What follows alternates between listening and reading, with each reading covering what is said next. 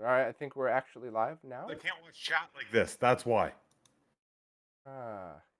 Hey, what's up, everybody? Let us know if you could hear us okay. We have a bunch of very random testing going on, but I thought we would just do it with all of you because I like hanging out with T and I like hanging out with all of you. We got Belmont in the chat. What's up? We got Koala. What's going on? Ariel, David. Yeah, we get EW. All right, we already got awesome people in here. This is great. It's already going to be fun then. So what we're doing is testing a RG or a subcarrier bypass, kind of similar to what T did for the Genesis One, but for the Neo Geo. Except I want to make sure that we have a good baseline reading, and since I'm taking out the AES anyway, I want to do some very basic testing at first to get some baseline readings. So the first 15-ish minutes of it, maybe 20 if I screw something up, is going to be baseline basic testing, and then we'll get into the modding and see how bad I screwed up. You still there, T? Yeah, I'm here. I'm just trying to get the YouTube stream up so I can actually see what's going on. I tagged you in the post, and just we could always just get it at youtube.com/RetroRGB. But if people are listening, they already know that. Oh man, well, how would I know? I don't follow you. Okay. Yeah. Okay. Yeah, it's been a long time since you jumped on a stream, man. Those were fun when your work schedule was all over the place. Then those were fun because I would just message you and be like, "What are you doing right now?" All right, let's just jump on a stream because I'm about to break something. I mean, sometimes we fix stuff. Sometimes. Yeah, they were all fun. Sometimes it was more fun when we broke shit.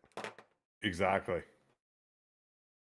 Okay, so the first thing I wanted to test was Marcus just wanted to see what an AES registered as on the OSSC because he was having some weird issues with it. Now, what's kind of interesting is that I don't think the issue he's running into, and I'm guessing by the way, but I don't think it's AES MVS related. I think it's specific versions of AES. Tech might actually know better if he's back up hanging out at some point, but Tech and Cruz will probably join us at some point. Metal Slug time. What's up, Zane? What's up, Gordy? Hey, what do you got for games? I have one game and 2 ROM carts, so we should be good to go on the game section. I'm going to start out with just the original game because if something happens and I break it, I don't have to pay to replace a ROM cart I can't afford to replace. These AESs are not mine, by the way. So anybody that's like, there's always somebody that's like, "Weren't you just fucking complaining that you don't have a sponsor and you have 2 AES consoles?" I do not. One is Cousin Scott's and the other is a buddy of mine that I'm just, I'll be putting Fixels mod in. Well, let's be honest. Cruz will be putting Fixels mod in. And yeah. All right. Which one's Fixels mod? Is it the HDMI? Is it another HDMI one? Yep. And you have it already? No, waiting on that actually. I think we all are.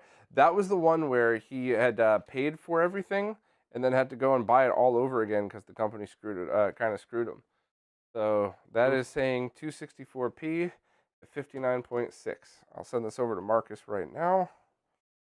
It should be all he needs. Is that the original OSSC? Is that the one that you did the mod on when you did the upgrade to the 1.6? Yeah, to be specific, that's the one that I broke and Cruz did the mod on. The classic strategy. Yeah. And these are both 3.6 AESs. So is 3.6 the one with the worst jail bars? Yes. Okay. North American or Japanese? Does it matter? That is a good question. I don't have the slightest clue. Does anybody else here know? Tech might know, and if who knows if Scarlet Sprites jumps in, he might know too. Yes. Hey, Zane's dad also agrees, and he's never seen an AES in person. Ha! I'm not the only one. So what's actually funny about this is he just said that it seems kind of big. They are the flimsiest feeling consoles. Like a Genesis 1 feels like the more expensive console than this does. Kind of funny how that I mean, works. the case is pretty damn solid. All right. So let me flip over. There's my HDMI switch. So let me flip over to the OSSC here real quick. Okay, well, it's a non-tweaked OSSC, but it's obviously working. All the settings look fine. So let me, I'll put this aside because I'll want to test it again on the other one. I'm 99% sure this is the one that we did the jail bar mod to, which basically bypasses the CXA encoder. And it works great. It fixes any sync issues, except, well, I shouldn't say that. It fixes some sync issues. However, you lose composite video. And as time goes on, I'm starting to realize how dangerous that is, because then you start to get things that are like, what if somebody ends up with this console 6 months from now and forgets that there was an RGB mod, plugs it in, and it doesn't work because you're using composite, and they think it's dead, so they toss it, you know? Yeah, I guess I'm less like partial to composite on the MVS or on the Neo Geo stuff because it's RGB, right? Like, Yeah. it was always meant to be RGB, and the composite is kind of a hack to it. Okay, so here is a very noteworthy point right here. Do you see the sync curl on the top? You can see it in the word world, and on the polls on the top of the screen. If you're watching in the OBS window, T, you should see it. You don't have to wait for the delay. Yeah, I see it. Yeah, I'm watching it. Okay, so this is the RetroTINK 5X with no profiles loaded whatsoever. Now let's go in and go H sampling, Neo Geo. And if we do it this way, and of course we're going to wait the 20 seconds for the thing, so it still does it here too. Okay, so this is good. This is why I wanted to test this. So there is a way to go into the settings of the Tink 5X and to dial in some custom settings to get rid of that. It's not too hard at all, except if you're one of the many, many people who have full auto setups. Excuse me. So just, I run everything in generic mode. I run everything through a G-SCART. I just want to power on my stuff and go. Then that's annoying because you don't want to set profiles. Now, crazy nerds like me who spend more time dialing in profiles than playing freaking games, that doesn't matter to us. But normal gamers, normal crazy gamers, it would matter to. So I want to test the Tink 4K to see if it does that too. Don't tell me that it doesn't, and then I'm gonna have to buy one just for that. I love it. He's got the rabbit on the heatsink on that one that you have, isn't it? I think so, yeah. Oh, that's so sick. Okay, so I'm gonna go to put.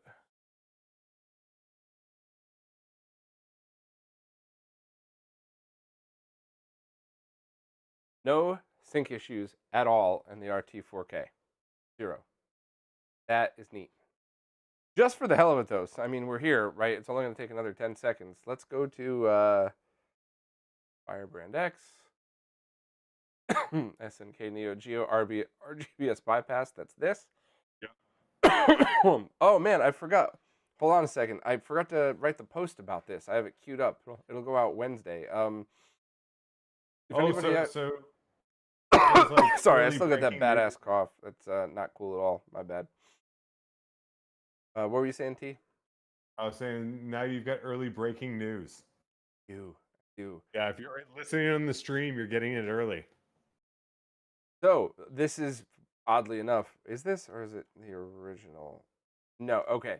So there are two types of games or resolutions used in Neo Geo, and it was very confusing as to which actually used 320 or 304, and FBX was able to figure that out. Oh, interesting. So when I ran his custom profile, it started to glitch out. So I bet you there's something that he tweaked on his AES that is slightly different to these. So just out of curiosity, let's try the 304 mode. Yeah. Nope. All right. So load default. That's interesting. Okay, I gotta let him know about that. So did you try both? So you've got 4 profiles there, right? Yeah, so just 9x versus 10x. So I bet you he dialed in sync settings on his. So Yeah. that's actually really interesting then. Okay, so the generic mode. So for the people who are asking me about generic mode, that's very good. And for FBX, that just means there's one setting he's going to need to tell people to tweak when they're using it. Because AES revisions are kind of funky. But Now, let's can do you do the three. auto gain stuff on this? Because it does look slightly dark, doesn't it? Um, a little bit. I wonder if I'm set to HDMI limited. Ah, You such know, a that's a douchebag big thing. sometimes. That can crush colors and cause horrible issues. Who would have ever known? We should ask somebody that makes HDMI devices for retro consoles, because they would surely know about that. We'd never have to know that stuff. Hey, goes back to that old thing. You know, maybe that is why they need HDMI certification for stuff. Yeah, but that's still a scam. 100% Still a a scam. Still a scam. scam. Yeah, Sterling, I've been sick for like 2 months now. I just can't shake it. Tech, you're in here. What's up, dude? Thanks for swinging by, man. If you're bored, you could always jump in the chat. All right, so now FVX's profile's working fine. Hmm. It might have just needed It to looks, redetect it something, so that's totally yeah, it cool. looks great. I think it looks brighter. So what let's see here. Yeah, his profile will definitely affect that because he dials in the brightness to his, Yeah, and then you just it need looks to, better. yeah. Well, I mean, saying an FBX profile looks better is kind of It's pointing like at the saying the obvious. sun's hot. No shit. Yeah. All right, so let's switch over to a couple of things here. So I know World Heroes is working. I could put that away. All right, and I also know the AES is working, so I could put that away. And let's fire off. I have both ROM cards here. Once again, neither of them are mine, but I have both of the ROM cards here. So let's fire up the 240p test suite. Darksofts is on top, so we'll pick it. If Alex is upset that I stacked Darksofts on top, he can go online and complain about it. I promise I'll listen. Which one? I can't remember what it was. Is it Darksoft that he doesn't want to make the MVS carts anymore? I don't remember. I don't One remember who didn't want to make one of them. MVS is annoying, and the other one's like AES is annoying. I think Alex said AES was annoying, and Darksoft said, but it wouldn't be like Darksoft to not make the MVS one because he specializes in that arcade stuff. So Yeah, it's weird. okay, let me switch over to this. Okay.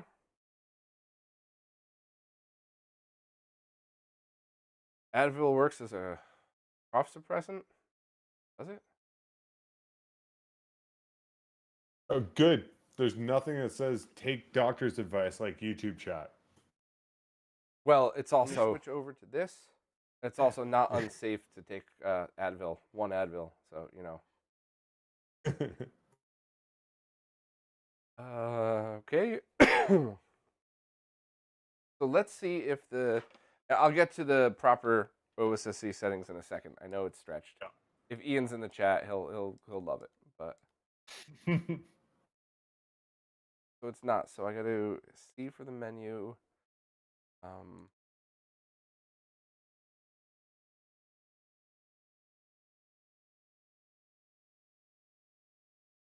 How do I get back, or how do I update the menu? Menu configuration.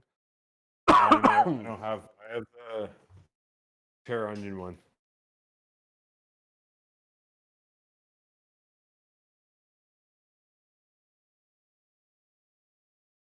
Wow, I don't remember how to do this. It's been so long since I've used one of the Darksoft ones. Do you have to update the games menu? Is that what it is after you load it? Maybe The that's games it. list?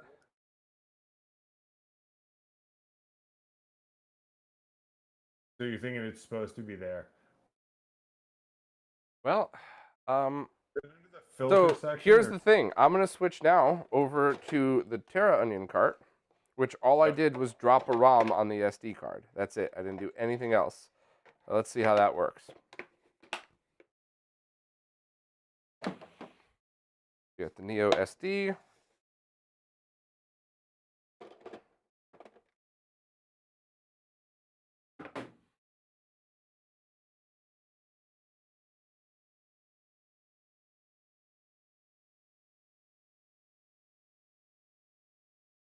Oh, That was the boot to the last game or something was on here. yeah. Yeah.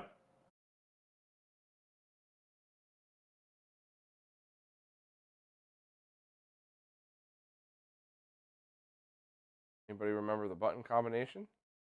Of course I don't. Let me look it up. Damn it. Never easy. Nothing we do is ever easy. Ever. No. Where is it? It's on the back of my case. Button combination held on for playing a game list. Where's the menu? There one A, D, and start. Oh wait, I gotta get out of this. If you're in the game, you can do D and start. It should take you to the menu. It is not.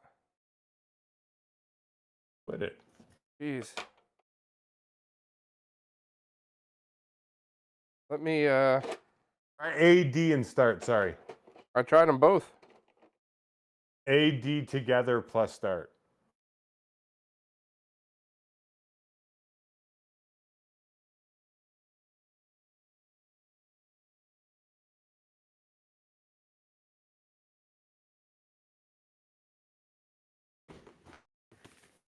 Oh, I wonder what that is. Now it's a memory error. Always fucking something. Always. You called it before we started the stream. Let's see. System mode. In-game trigger. Oh, and so that must have been it. It was defaulting to the last loaded game. Okay, so that's actually not bad. And look, 240p suites right here. I'm gonna put it in that one. You can set that up. So we had that set up, Bob, because that was the way that cart that is. We were using that to test a bunch of stuff, so it would automatically boot to the monitor test tool. Oh wow, that's a lot. That's been a long time since I ran it. That's funny. Yeah. Funny, I'm actually drinking Maker's Mark right now for somebody who said stick to whiskey and honey.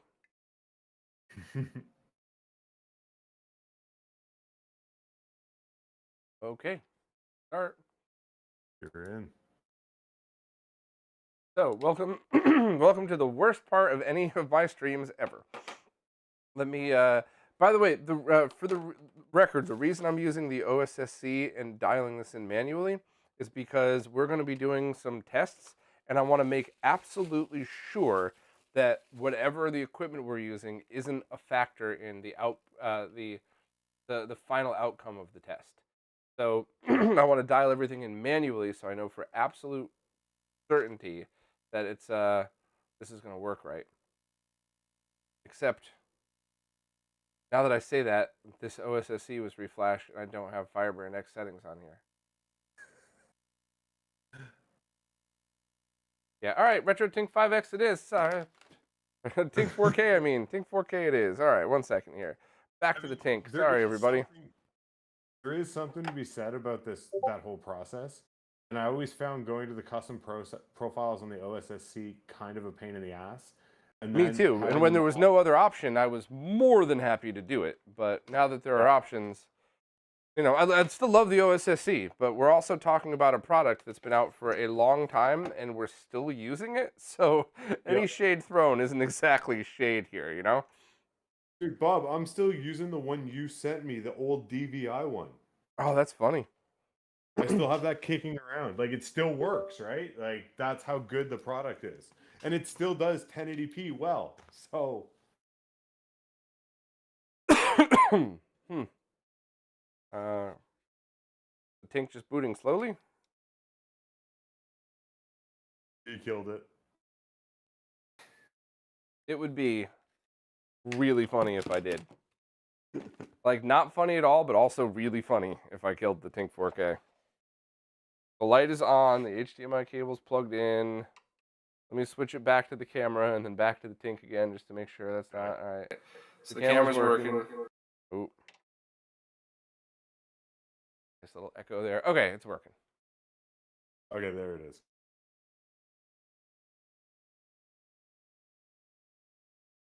All right. Oh, put RGB. Mid-October, and Mike said before the end of 23. Yet he showed pictures of himself playing with screws and heat sinks still. Come on, Mike. All right, because we want to test the full image top to bottom, I'm going to use 9x, which I normally never would, because 10x is the way to go. Okay, so this is what it did just now. Let's just do it again.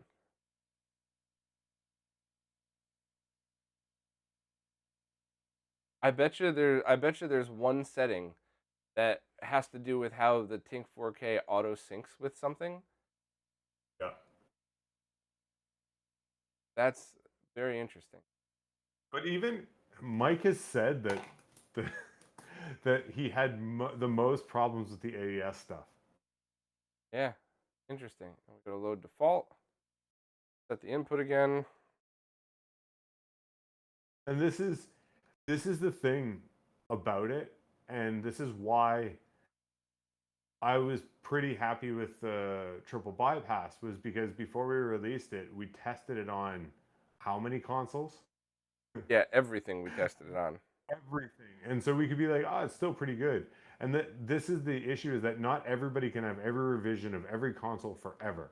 And then what Mike has shown, though, is that he's always been able to make those adjustments. So everything that comes out is a great product, and it only gets better. Yeah. It's there's a lot to be said for letting other people test your products. Mm-hmm. You can only have so much, right? Yeah. And then eventually people have these edge cases and these things that they can help you with. I'm just a huge fan of the way that he's gone about it. Me too. All right, so we got all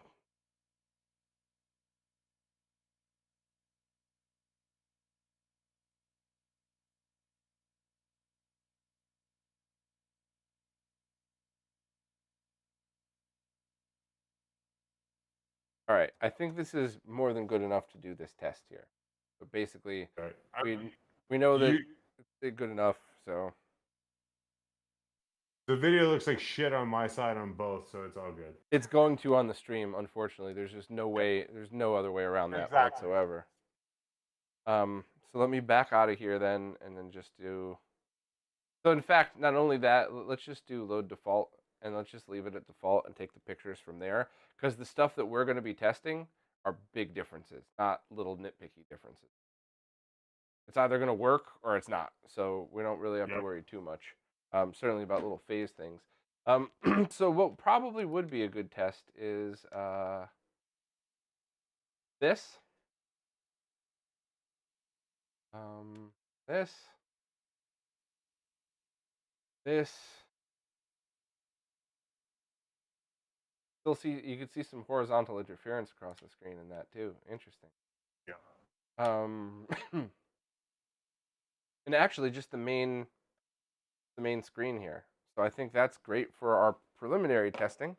Drew, is that you? Yeah. What's up, man? What's up? How you doing? I'm good. Did you do the bypass yet? No, so what we're doing right now is just getting a baseline. So this is that modded 3.6. I'm going to switch it over now to the unmodded 3.6, and then we're going to pop it open and see if we could do the... Why is this doing that? Hold on. That better? Okay, yeah. So then we could switch it over after the fact, do the mod, and see if it makes a difference. So you think it'll get rid of it'll do the same results as a RGB bypass or close? My hope is close, just like the Genesis subcarrier bypass, because Genesis 1 is so noisy. Even with the triple bypass, there's still some noise there. So it's almost better just to do the subcarrier bypass and then do your audio manually. But it's we'll see if it's the same for the Neo Geo. On the V2 and below, so V0, V1, and V2 are the Genesis ones. those clean up amazing with a subcarrier bypass. They're so good, but you have to do a slight audio mod on them to get them perfect.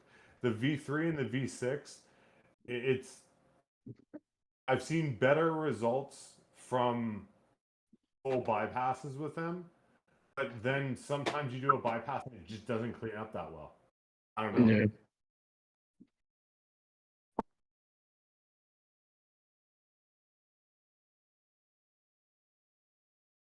All right, so page. See if I could see a difference in here.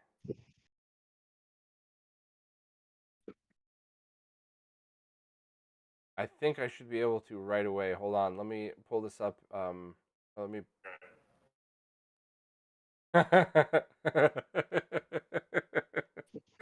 yeah. This is not going to be a problem to demonstrate. Hold on 1 second. Yeah, I can't see it yet. Yeah, just let me. I'll take more screenshots in a second, but you all need to see this first just to see what I'm talking about. So, you might What have scale noticed is TINK 4K. Okay. So here is the bypassed 3.6. If you look around the words 240p test speed in the blue area, you can see there's definitely some analog interference. There's absolutely some room for improvement, which is why if you're going digital, Fixel's HDMI mod, or if Marcus eventually ports it over, that would be a good idea. But this is not even remotely bad. This is totally acceptable. Here is the stock unmodified one. Look at the blue above the letters. That's not Yeah, they supposed were to be there. bleeding. That's a crosshatch. So Yeah. that's composite interference, right? Yes. Yeah. Like that's what you 100%. get in a shitty shielded cable where you're running composite sync, right? Yes. Except this Okay. is a C-Sync cable, and well, actually, it doesn't matter because those are combined. They combine composite and in C-Sync on the same line for this one. As dumb as that is. So let's do color bars. View color bars. Yeah. Oh, it's so bad in those. It's so bad in the green. Okay, so that's we have no problem differentiating between the two here at all.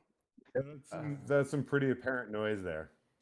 Yeah, I'm kind of interested to see one thing though. Let's go to input, and even though this is a sync on C-Sync cable, let's see. Yeah, so it passes composite video even down the C-Sync line, which is so dumb. The CDs do that too, Neo Geo CD. So that's definitely a stock unmodified one. And let's just, since we're here and since I haven't touched anything yet, which means I haven't broken anything yet, let me put this one back on. Now, yeah, and I'm going to mess with the stock one because the other one is Scott's and he's totally okay with it this way. So we could just give this back to him if we need to. But also, the one that's getting the HDMI mod, if I break it doing this, Cruz is doing the HDMI mod anyway, so it'll be a little easier for him to fix. No matter what. Nothing I could do that Cruz isn't going to be able to fix to this. I'm not that bad. I'm not like Crayola or whoever those people that are Draken. You just left in one pin, right? One pin on the CXA and one pin on the. I don't know where the subcarrier signal comes from on the Neo Geo. From that, remember I pulled it up in the chat, Cruz, and I mean, he's gonna have to test it out with his multimeter to make sure, but I think it's on. Could he scope it if he wanted to? Right? I don't think you need to get on the scope because we're just trying to figure out how it goes back in the chain from the schematics, right? Okay. All right. So from the schematics, the issue is there's multi-page schematics, and it's one of those ones that has the arrow and then lists something, and then you have to go to the other page to figure out where it is. There it goes, yeah. Yeah, and I'm like, I think it's that pin, but I'm not 100% sure. Oh wait, you know what? Before we do this, I don't want to annoy everybody, but I do want to just do everybody a favor here to double check and see, because there was the compatibility issues with all of the scalers. So let me plug World Heroes back in, not a ROM cart, so we can just get very quick just to show people stock, unmodified, original, everything. Because a lot of people have been asking me this question. So since we're already here and have it hooked up, let's just do everybody a favor, and I'll flip all the scalers over super quick.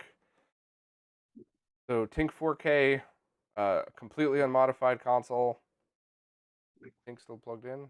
It takes a while for the, okay, yeah, I was gonna say it takes a while for the capture card to sync back over to that. So let me reseat the cartridge, because even Neo Geos are finicky with this. There we go. All right, so completely unmodified console, not the art. Oh, weird that it's still giving some lettering. I bet you that's cleaning the cartridge slot, to be honest with you. Yeah, it's a card slot. 100% card slot. Yeah. That's not a problem, at least, though. So while we're talking, I'll also hook up the OSSC just so I could swap it over when the main game comes on. So TINK 4K, no sync issues whatsoever in completely stock mode. You don't need to dial anything in. That just works. So let's switch over to the OSSC real quick.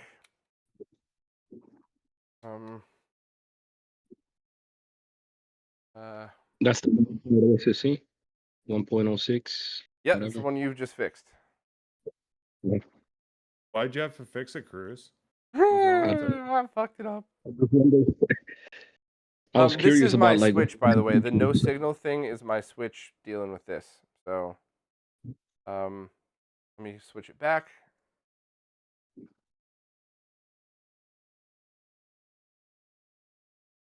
That's pretty funny, but it still totally works. There's no sync issues on the OSSC.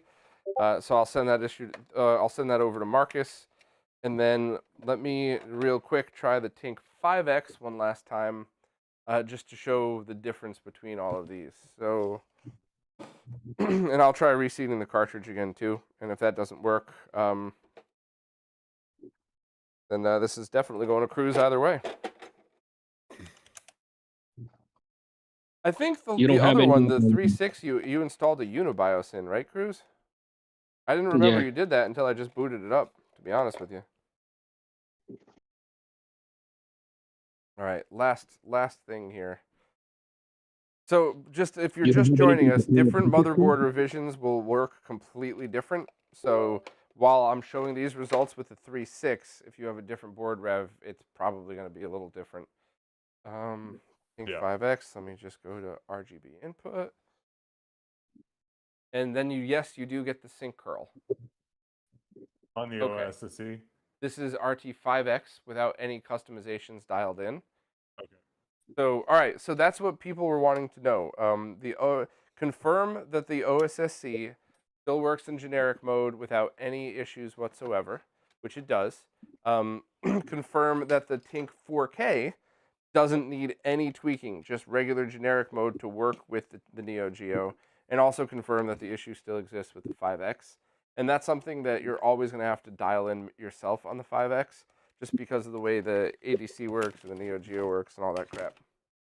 Yeah. So, all right, thank you everybody for letting me do that, because I guarantee a couple of people in these comments, if you look in a day or two, are going to be like, that's exactly what I was waiting for. Now I'm buying a TINK 4K.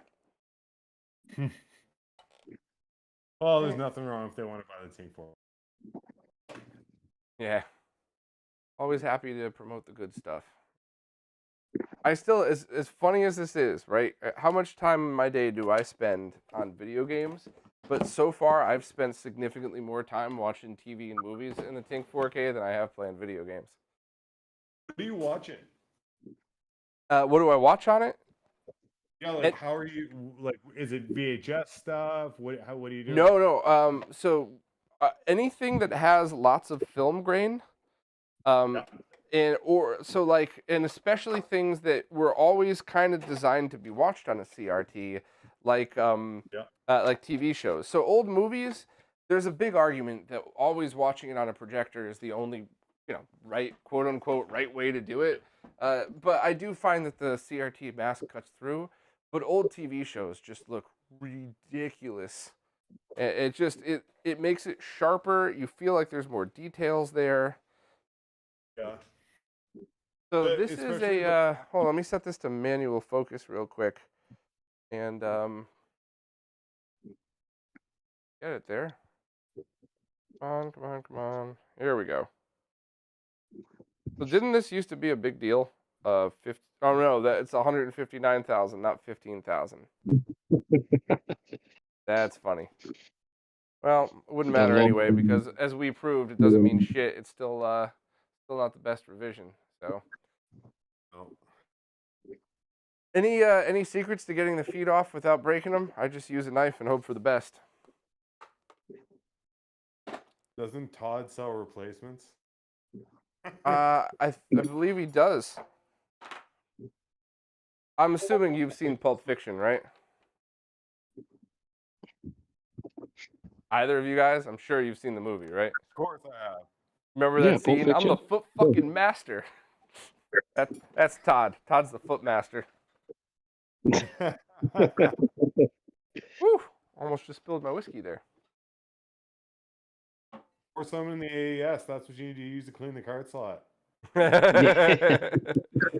A little drinky poo. I take it you don't have any Hey, like did you just fine say a grit little silicone, drinky poo? right? Yeah, I did. If you Trailer use Park like a Boys. 2000 grit and like wrapped around like a credit card, that's how I clean the slots. Yeah, you taught me It's that not. years ago. Yeah, it's not enough to like damage the metal, but it gets the grime out. You just go in and out, and then finish it off with like what do you call it, microfiber around the same card with alcohol. Yeah, Cruz. This person he has to replace. I I was replaced it, You were the but that's best. bent. I was told you were the best person in Brooklyn to clean in dirty slots. I guess so. I'm not proud of it.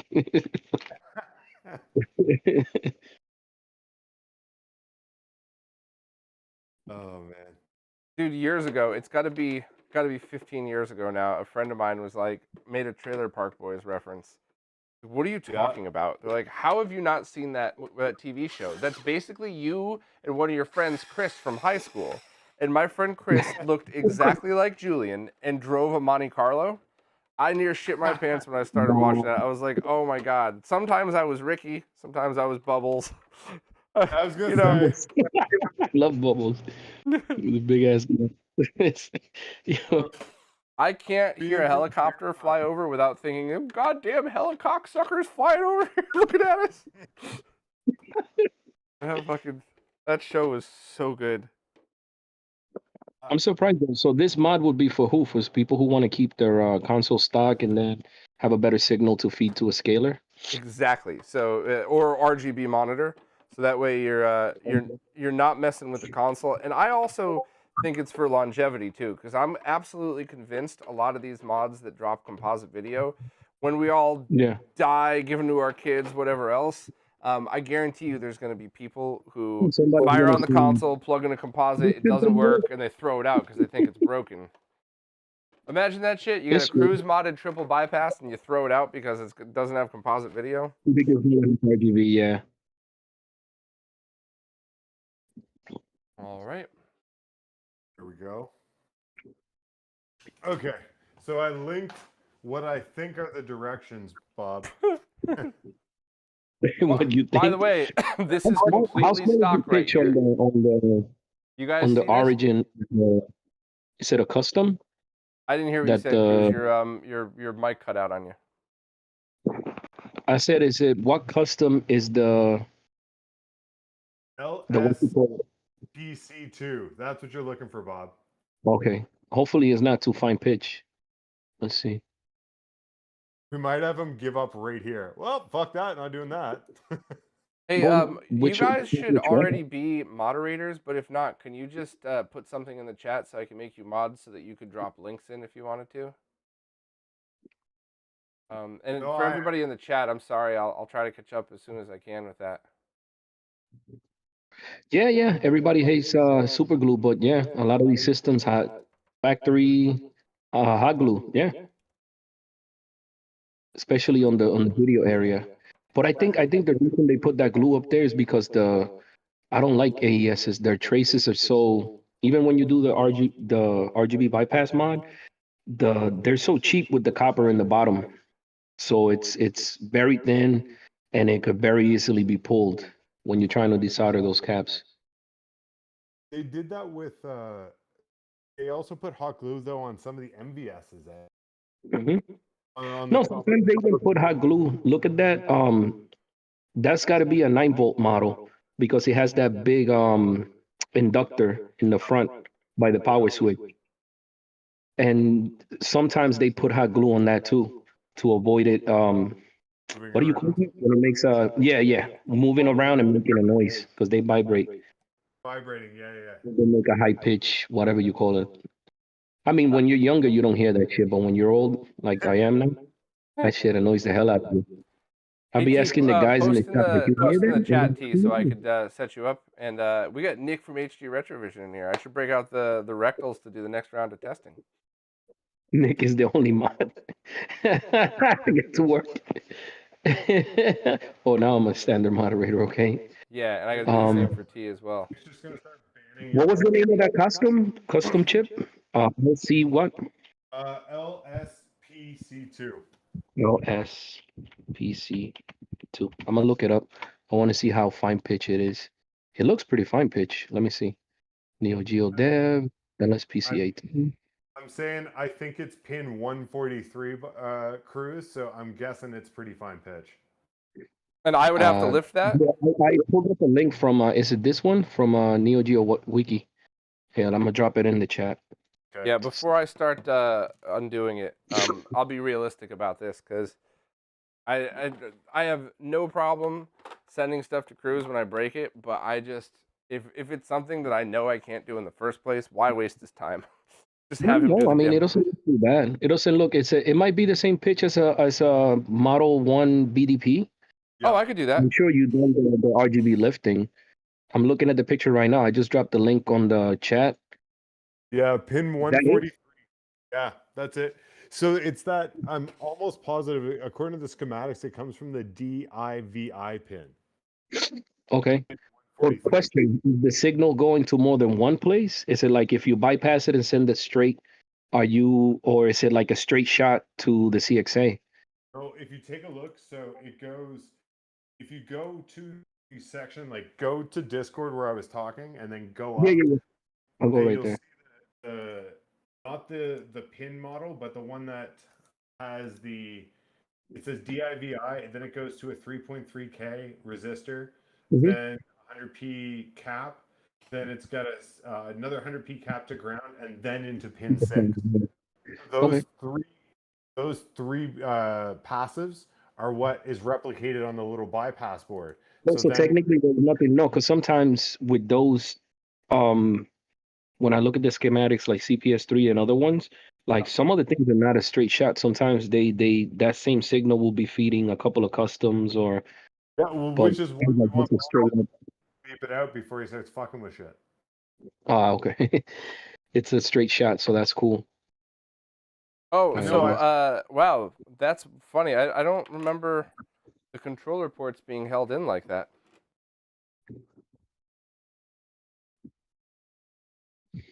I find it funny how, technically speaking, if you look at Model 1s and AES, they're basically the same thing as far as how many different models they made and how many factory botches Yeah. fixes that they have. They're practically like almost the same, and they use the same encoder. So yeah, the CXA 1145, Yep. and they kind of suffer from the same shitty routing. But they never really cared about RGB. Let's be honest, because it wasn't something that that was mainstream. Only the rich people and freaking Europe. the actual film companies and game companies had them. Which is funny because Neo Geo is a rich kid's console, so an average, a middle class arcade machine, for people playing, but a rich kid's console. Funny enough, I actually have to go get my socket set from the garage because the sockets hold. Right back. All right. Let me see the freaking. Put this. Yeah, I think it's definitely the same size as a BDP. You shouldn't have no issues. I'm trying to zoom in into the so I could see the pin 145. 143. 145, 143. You said? Oh, okay.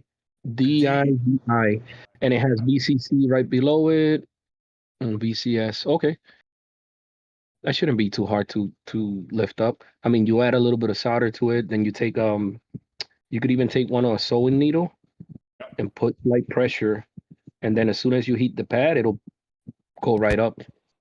You know, I got into buying the shitty dental picks off of Oh yeah, those things work good too. You're right. yeah. I use a dental pick to do all of my lifts, and I find it works really well. It's just Same. I'll be something. stealing. What are you saying, Alright. Cruz? Or I said I'd be stealing my mother's sewing needles. These lips. where are all my needles? All right. Do they all have sockets like this? Oh, I don't remember Told that ya. at all. too poor. I never had an AES. Yeah, same here. I only worked on them. I never owned one. It's like K candy cabs. People are like, "Oh man, you never bought a cab?" I said, "Nah, I've been too poor to buy them. I just fix them." Like, Yeah, but you I also know got the everything- shop a very short train ride away, so yeah, I a little inherited a different. broken one. But if I lived that close to Brooklyn Arcade, I wouldn't buy arcade machines either. I'd just go there and play them, hang out with other people. It's more fun to play arcades with other people. oh yeah, it's amazing. I love it. I have to go, like, that's my stress relief. Feels great playing KOF 98 on a versus cab. Each one of you has a big Modelo. You Mhm. talking the shit. Nobody's getting offended or butthurt. That's the Yeah. best. I got a question for you, Cruz. Does your son can he handle trash talk? Yeah. He talks crap, dude. You got to see him. Like he goes. It's crazy because now his favorite fighting games is KOF 98 and Third Strike.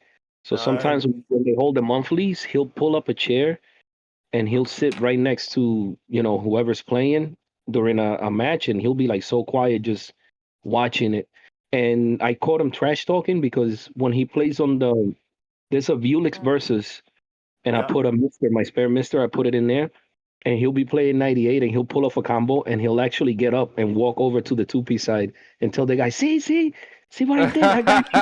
I was like, oh shit. Where you learning that from? And my friends looked at me like, get the fuck out of here.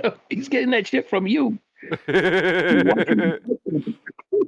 Hey, so it turns out the motherboard was just kind of stuck in there because it was original and not ever taken apart. Those Seems like it never sockets. been open, yeah. Yeah, you didn't. I never I needed even got to do that. And All right. ever since you told me that there was going to be another board coming out, I decided not to put the CPS2 digital AV. Yeah, that really sucked for Marcus. He spent all that time getting the code working, and then was planning on doing the AES board think to make about it it, you work, needed and that then it went extra out of board. stock. Yeah. Did he ever make the extra board? No, because the FPGAs went out of stock 2 years ago. So he was like, why, why is he going to spend that much time on something that he can't make? True. So I told you, I was like, why nobody ever brought up to him like, hey man, what about a redesign using a more available FPGA like a Tryon or whatever the hell everybody else is using? well, you got to understand though, when that first started happening with these FPGA chips, the distributors were like, yes, we have them in stock, no problem. The price is going up. Just put your order in. And then the companies would put their order in, and then it got to a point where distributors were literally saying, "Hey, so we sold yours to somebody else because we're getting new stock in next week, and somebody else is going to pay a lot of money. So just wait another 3 weeks."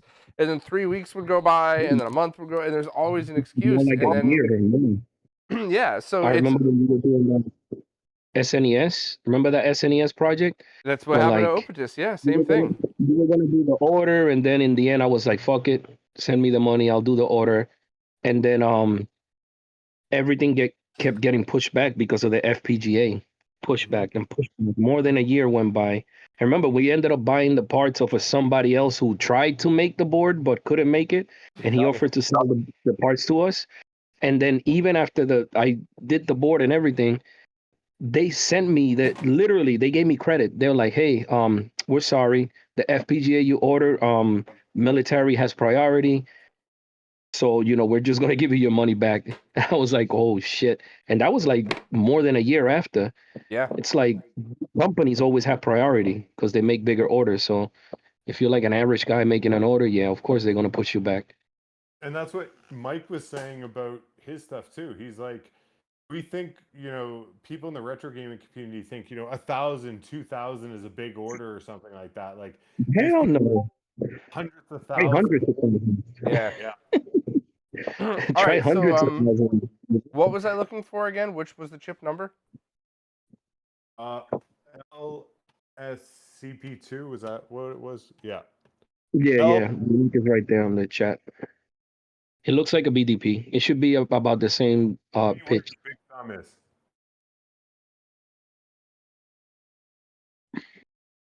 It's LSPC2-A2. Your left thumb, your left hand, Bob. That one, yeah.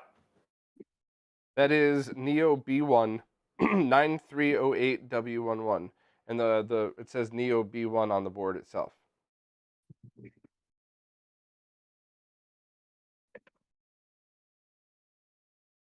What about the top right then? It might be the top. Yeah, it might be the top right by the That is cartridge on the right. LSPC2. That's it. Yeah. So what exactly Is there would I any be? numbers? Which pin would I be lifting? Pin 143. 142. 143. That's a pain in the ass to get to here. So that would be. So you know what? Let me actually take a picture, and then I'll mark it off on the picture, show it to you all to make sure I'm doing it right, and then I'll do it here. Because That's it's what I gonna used to always it's gonna be the left side of the chip. Basically, where the dot is that indicates pin 1, it's gonna be on the left side. Yep. Yeah, and it's gonna be on the left side. It's gonna be 1, 2, 3, 4, 5, 6, 7, 8, 9, 10, 11. It's gonna be the 11th pin on the left side from the top. That's the one that gets lifted if you count it down like that. Okay, let me just mark this off anyway.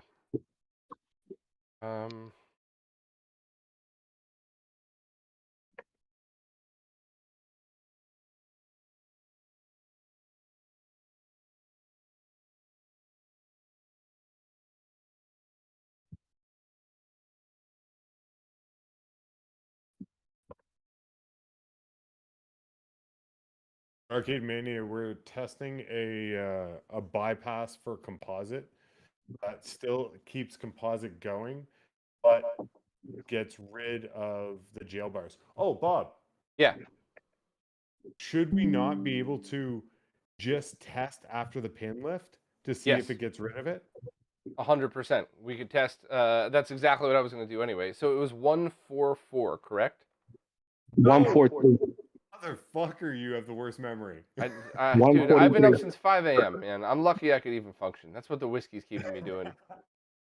143, left side of the chip. From top to bottom, it'll be, I believe, the 11th pin. 34, 6, 7, 38, 39, 40, 41, 42, 43, and there's a via at the end of it. Could you throw the picture up on the chat? I'm doing it right now, yeah. So I can look at it. 144 is VCC, so it's the pin for that.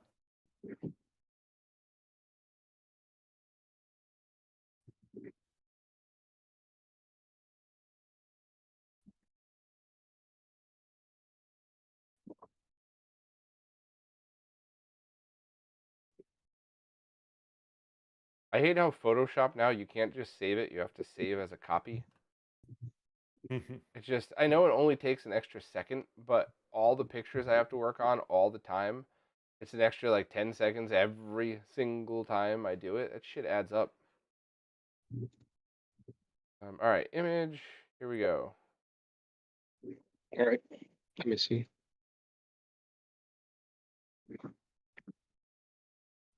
Let me see.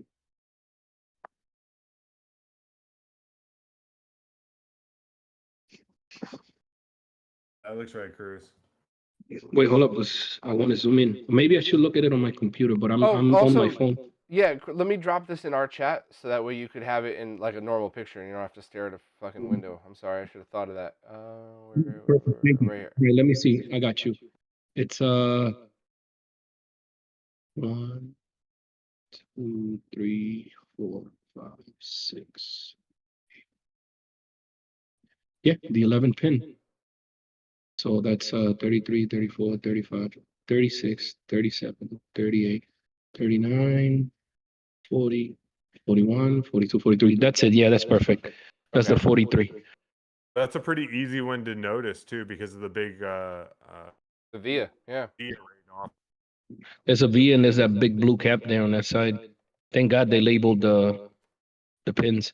So as you can see in things like this, you see those little white dots? Those are counts of 5. So that's 35. Then another 5 is 40. I never knew that. All the years I've been working on shit with you, I never fucking knew that. That's funny. Yeah, that's how I do the Model 3 because they're not labeled. The Model 3 VA1s, when I do the whole 32X crap, I go by those dots. And then I'm like, I know. You know what the hilarious thing is? Cruz is telling this, and I'm going, yeah, man, Cruz. In my mind, I'm going, everybody knows this, but I get it. He's telling people in chat and stuff, and then Bob's like, I didn't know that. I'm like, Yeah. You know what it probably was? Somebody probably said that to me at some point, and I went, "That's awesome. I got to remember that." And then within 20 minutes, I got 100 emails, and somebody having a mental breakdown, trying to blame me in the chat. Like, okay. I'll get back to that at another point. I just had an idea. If you don't want to lift the pin, you could also cut the trace at the via. You know what I'm saying? And then just solder straight to the pin. And then if you have to fix it, you could always run a wire to the thing. But if you want to lift, Believe it or not, you I could lift. actually think I'm comfortable lifting that pin. Only because of how many times I've had to do that on the Genesis. Only because of how many times. The chip is very similar to like a BDP on a Model 1. Yeah. So let me add a little bit of flux. Yeah, just add a little bit solder to the pin too. You throw a little bit solder on the pin, got my old and then glasses. you do that whole dental pick or whatever you got. You put like pressure behind the pin, and as soon as you heat it, it should lift up. And I got this solder paste, this kind of flux, so I'm just gonna add this a little bit to it, right? Yeah, I love the solder paste. I usually do all my ribbons with solder paste. I don't like I only use the liquid stuff just to tack in a ribbon, and then I finish it off with the paste stuff, because the paste stuff stays on. It doesn't dry up, so you keep touching up whatever points you got to touch up without being there excessively and add too much heat and end up pulling pins and fucking up ribbons. Have you done any of the digital installs, Cruz? What digital? Which one? The gem stuff. What do you mean, the PS2 stuff? The PS2 digital stuff. Yeah. I already done like 2 of them. I'm about to do the third one is for Beast. I did one for what you call it? Dan sent me 2. One slim, one fat. I did a slim for Brooklyn Games because they have a PlayStation 2 Slim dedicated for like dance games, like DDR or whatever. Nice. And I modded it for them so they could use an actual LCD or whatever, because they were using like a 20M4U, and it's kind of small for like dancing games. You want to see big arrows. And then I did my childhood 39,000 one, and I ended up having to get like a 50K power supply and a 50K shield, because otherwise it wouldn't fit. Otherwise you have to get the PSU. You have to get the Pico style PSU to make it work. Yeah, because but if you have a 50K, when I do Beast, I'll send you pictures. It's not too bad. I mean, The only pain in the ass is if you don't switch the clock crystal that's right by the DAC, it kind of sticks up a lot. So you have to put the ribbon in an angle, hold it in an angle while you're soldering to the resistor networks. But if you get the clock that they recommend, you get like a low profile. Yeah, yeah. But it's not too bad. Trust me, the pitch on the what you call it, on the DAC, it's pretty. It's not. It's bigger. The pitch on the DAC, I think, is bigger than that chip, than the one that Bob is like removing. It's not too bad. That's not too bad. Yeah, yeah. And you're soldering to most of the signal, the digital signals themselves, for the colors, for the 8 bits, whatever per color. You're getting them out of resistor network, and those are pretty. Like, those are like O2. No, what is it? No, it's not O2. I'm crazy. What is the other one up from 0805? 0605? Was it 06? 0805 or 0608? After 08, I think it's 1206, if I'm not mistaken. Yeah, there's 1208 too, but yeah, it would be probably 0805. Yeah, it's not bad. It's not. It's a lot of. It's. I think the finest pitch on the install is the controller ribbon. You know, the 4 points that go to the controller port ribbon. Everything else is easy. The audio DAC is big. It's a big pitch. The audio where you grab the audio points. Yeah. How's it So going, I have Bob? good news and I have bad news. Uh-oh. The good news is I lifted that pin pretty nicely. No pads, no problems, except I also lifted the pin next to it. Oh, that's nothing. Are they stuck together? No, I just unstuck them, but I gotta try to very carefully put the other one back where it was. Yeah.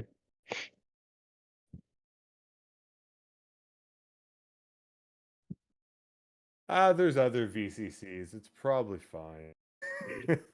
Most likely than not, that BCC right there is actually to power the circuit inside the chip that's connected to the. connected to the actual what do you call that signal? The color burst or whatever it is. Yeah, the video. That's you're right. That's the video section. If you take a look at Yes, it. yes.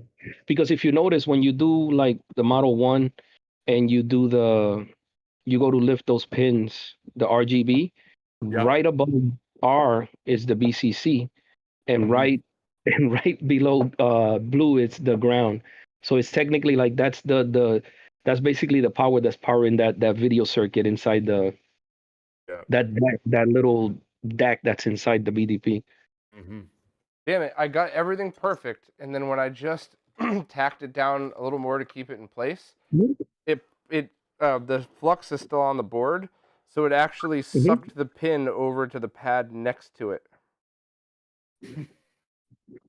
Oh, okay. You might need to, you know what I would say? Like, just take I think I got it. Hold on. I think this is it. Cross your fingers. They're crossed. If you got too much solder in there, you could also wick some away and then go back in. I think I gotta hit it one more time. I'm gonna go so fucking careful with this. Just the slightest bit of pressure. Then take your meter to make sure that they're not still shorting somehow.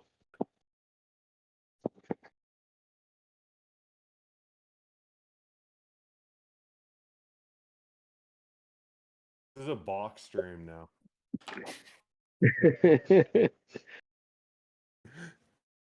I may have gotten it. Let me take another picture. Okay. Or hold on. That people can see it. The only thing I don't like about like the PS2 digital, it's not the mod itself. It's just that so many games. I had to look up a list because there's so many games that have built-in 480p.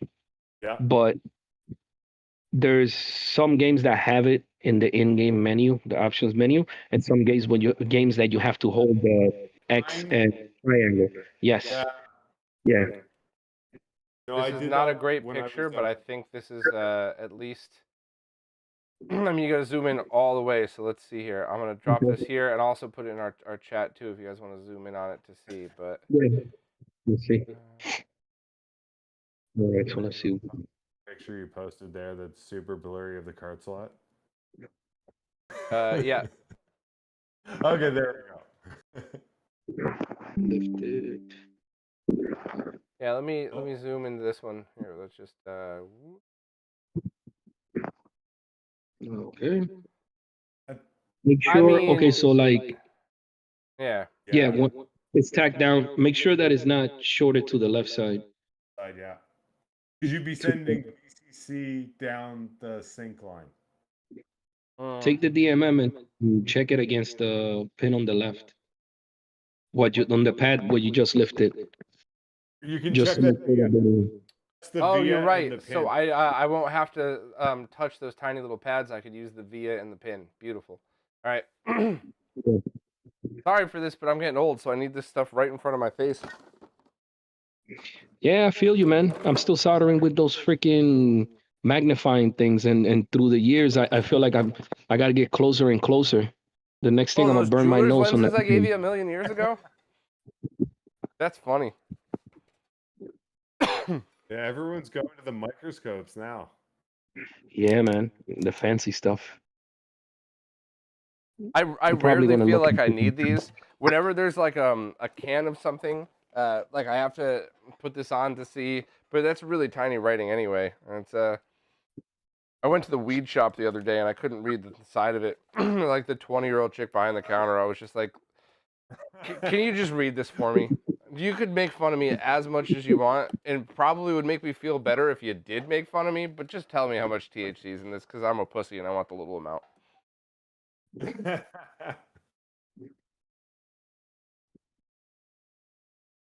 If I No. was a 20-year-old working at that shop, I would have given you the wrong answer.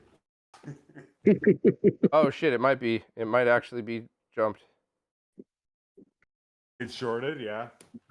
Yeah, well, it could be shorter to the pad of the one that you lifted. That's what it looks Get like. your meter on it just to make sure Yeah. continuity. You check it. Yeah. That's what I think. All right, so I just got to move it over a little bit, right? You got a super chat from McGinty. Hey, thank you so much, McGinty. I really appreciate it. What did he say? Said got the yellow screen test on an extremely early AES when he fired it up recently. He has a couple of fast VRAM modules on the way from Australia right now. Oh, that sucks. Sorry to hear that.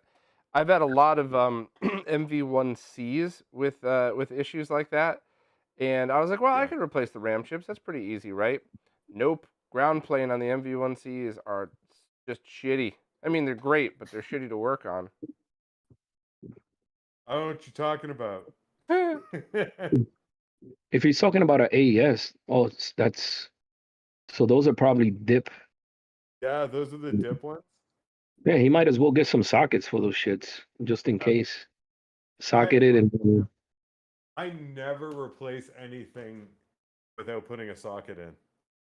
well, yeah, it just makes sense because a lot of times it's the way things are now in the electronics market. A lot of parts are fake.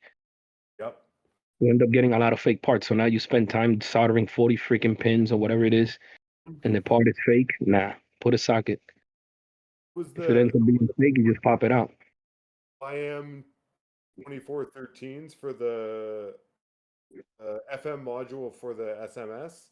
Yeah. Renee stopped making it. Renee basically was like, "Hey Ryan, you deal with it. I can't find any real chips."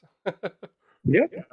Sometimes you're better off, honestly speaking. That's why I don't throw anything out. Sometimes you're better off, even if it's an old radio or whatever the hell synthesizer. I just freaking take parts. I don't throw nothing out. I think in the closet I got a bunch of like dead AES MBS boards. Hey Ray, I'll always love the MB1F because it's the only one that doesn't have so many customs. I finally got one, and I'm not letting anybody take it from me. I actually got it from Renee. Okay. Yeah, that's the MV1F because it does, and I had to replace a chip on it because I used it for my 2 slot. Yeah. It barely has any customs. I always love that board because it's a lot of the parts. A lot of the parts are like that's before they started going the Genesis way, where they started putting everything in one chip. I get so Making the- mad. Yeah. So, and it's also, you know what?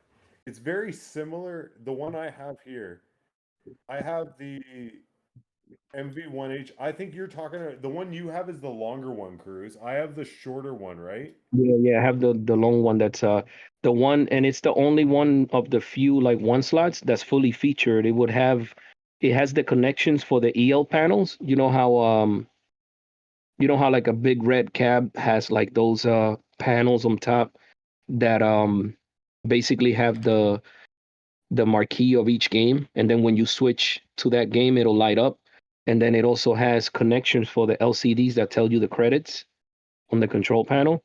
So it's like, and it has stereo and mono switch, but it also has a connectors, two connectors on the side, and it has volume slider for the headphones and volume slider for the actual JAMA volume and the stereo volume. I have the one that's like that, but it has more customs on it. It's the one that I have is more similar to the AES that Bob's working on right now. Okay, yeah. Has I just looking at it, it has the LP or the LSPC2A2, like I see one on it, and the Neo B1. So it's basically the same thing. Is that this is the board that they likely used to turn into the AESs?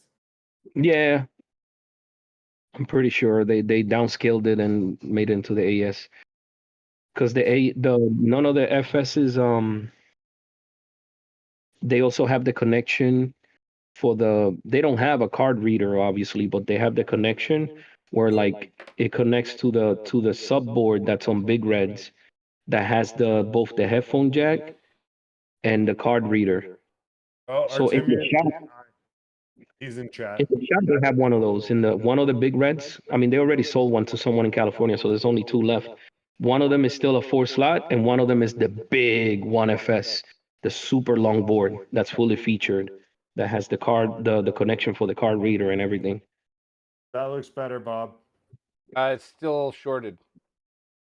It's still shorted? I just realized I was left sending to the somebody right. completely different those pictures. When I said they're in the chat now, I was just sending them to somebody else I was having a conversation with earlier, and they're probably going to wake up tomorrow morning and be like, there's a bunch of pictures of bent pins. Well, it's Bob, so yeah, it makes sense. All right, so what's shorted? Is it the So the first lifted of all, pin the shorted to the pin left? that you see bent to the left, that's actually not touching at all. That's the one that we wanted to lift. It's Okay, the one so to the where are right you of it. shorting to? Are you shorting with the pad Yeah, that goes to the VIA the VIA. onto the one that lifted? Yeah, the VIA and the pin to the right of it is the issue. Let me try double Oh, check. that's easy. It is? Shift. I mean, do you have wick? Yeah, that's what I was doing. Oh, Like, never mind. You could even look. You could even what you could do is you could actually, if you have like you have an X-Acto knife or anything like that. I have a razor blade. Yeah, whatever you have is get on the side of the pin that I could see the solder booger from the picture. You get on the side of the pin, you heat up the pin, and then with a dental pick or something, you could actually, once the solder becomes pliable, you just push through to separate both of them with the blade, and the blade would keep I mean, you can't keep, if there's no solder left on there, don't bother with the wick. I would say just heat up the pin and take a blade and separate the two. Yeah, it's just a nice, gentle, slow hands and shove it over a little bit. Make sure. Yeah, basically you put the blade with a as soon as the solder becomes melted, you literally just push the blade through where the little solder booger is and leave the blade there. That way, when the solder solidifies, the blade is gonna like be a barrier between the two, between the pad and the adjacent pin or whatever you call it. Gotcha. Okay, I think I got the technique here. Let me Yeah, the blade is gonna go between the pad and the pin to the right. But obviously, you have to make sure that the solder is melted, and then boom, to separate them both. And then you keep the blade there when you remove the iron. just long enough for the solder to pre-solidify or whatever, cool down.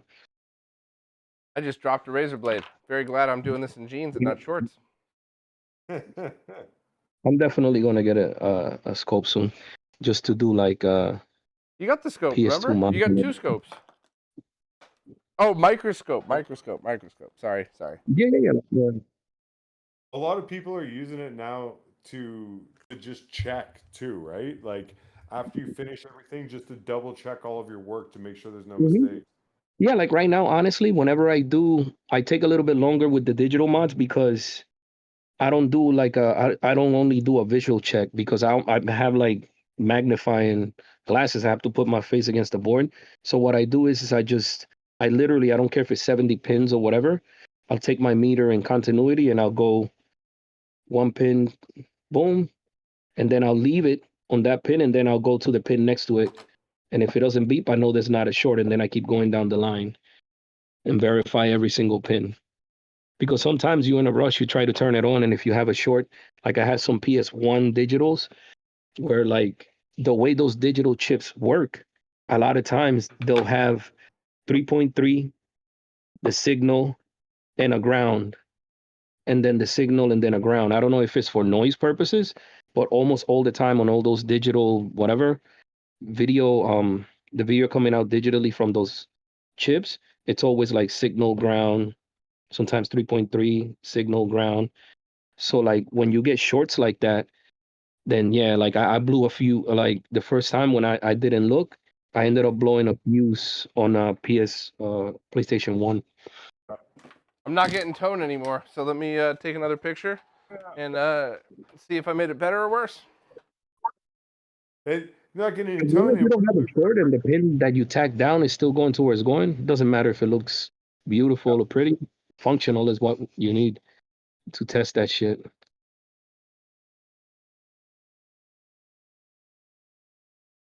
This will be cool though. I mean, if it That looks fine. if it Doesn't works look out, great. It doesn't look like Cruz did it, but it doesn't look wrong. So Authentic. It's authentically modded by Bob. it's organic. It's not artificially done to improve. The Whole Foods mod here, motherfucker. Oh man. all right. Speaking of which, I'm gonna finish up that Xbox that I was doing for Bob. I freaking got I rushed to do it so I could give it back to him the same day as the OSSC. And when I went to test it, this Project Stellar gave me the freaking what do you call that? Xbox stalled error. Oh, okay. And last night I was up like all night and I figured it out. It's there's a freaking screw. So version 1.0 through 1.5, when you put the HD Plus mod, Yep. it needs a QSB board that does something to the clock signal of the video to make it work. But it goes on the bottom of the board. It goes right underneath the DAC. So there's a screw there. Okay. Right where the DAC is, there's a screw. Yeah. And there's the DAC where you solder the ribbon. So it seems that if you have a 1.0 through 1.5, if you put that screw back in, it puts enough downward pressure on the board that it makes that QSB board that's under the DAC, it makes it touch the metal shielding. Yeah. As soon as I took off that screw, it took me a while to figure out the Xbox booted, and I'm like, shit. Looks so perfect, this Bob. is the funky cartridge connector again. So this is not the that, but we're getting color. We're getting RGB. So now let's switch over to. That's good, yeah. So you lifted the right pin, yeah. No, CVBS on pin 20. We still have composite video. No, you lifted the right pin because otherwise you wouldn't have video, no? See? Because that pin is composite video, no? No, but he's saying we're getting composite video right now. Oh wow! So did we lift the wrong pin? And there's still a shitload of interference in RGB. So, yeah, did we? So what could be the pin then? If it's not that. And that's the only pin I had. The sync, 8M, reset, BCS, DVI. So if you look at the schematics, Cruz, I'll show Mhm. you. What was the name? What was the name of the pin on the actual Model 1? Oh, it was. I think it was like called subcarrier or something.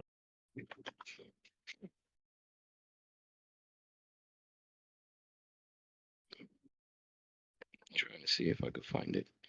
If you look at the schematics,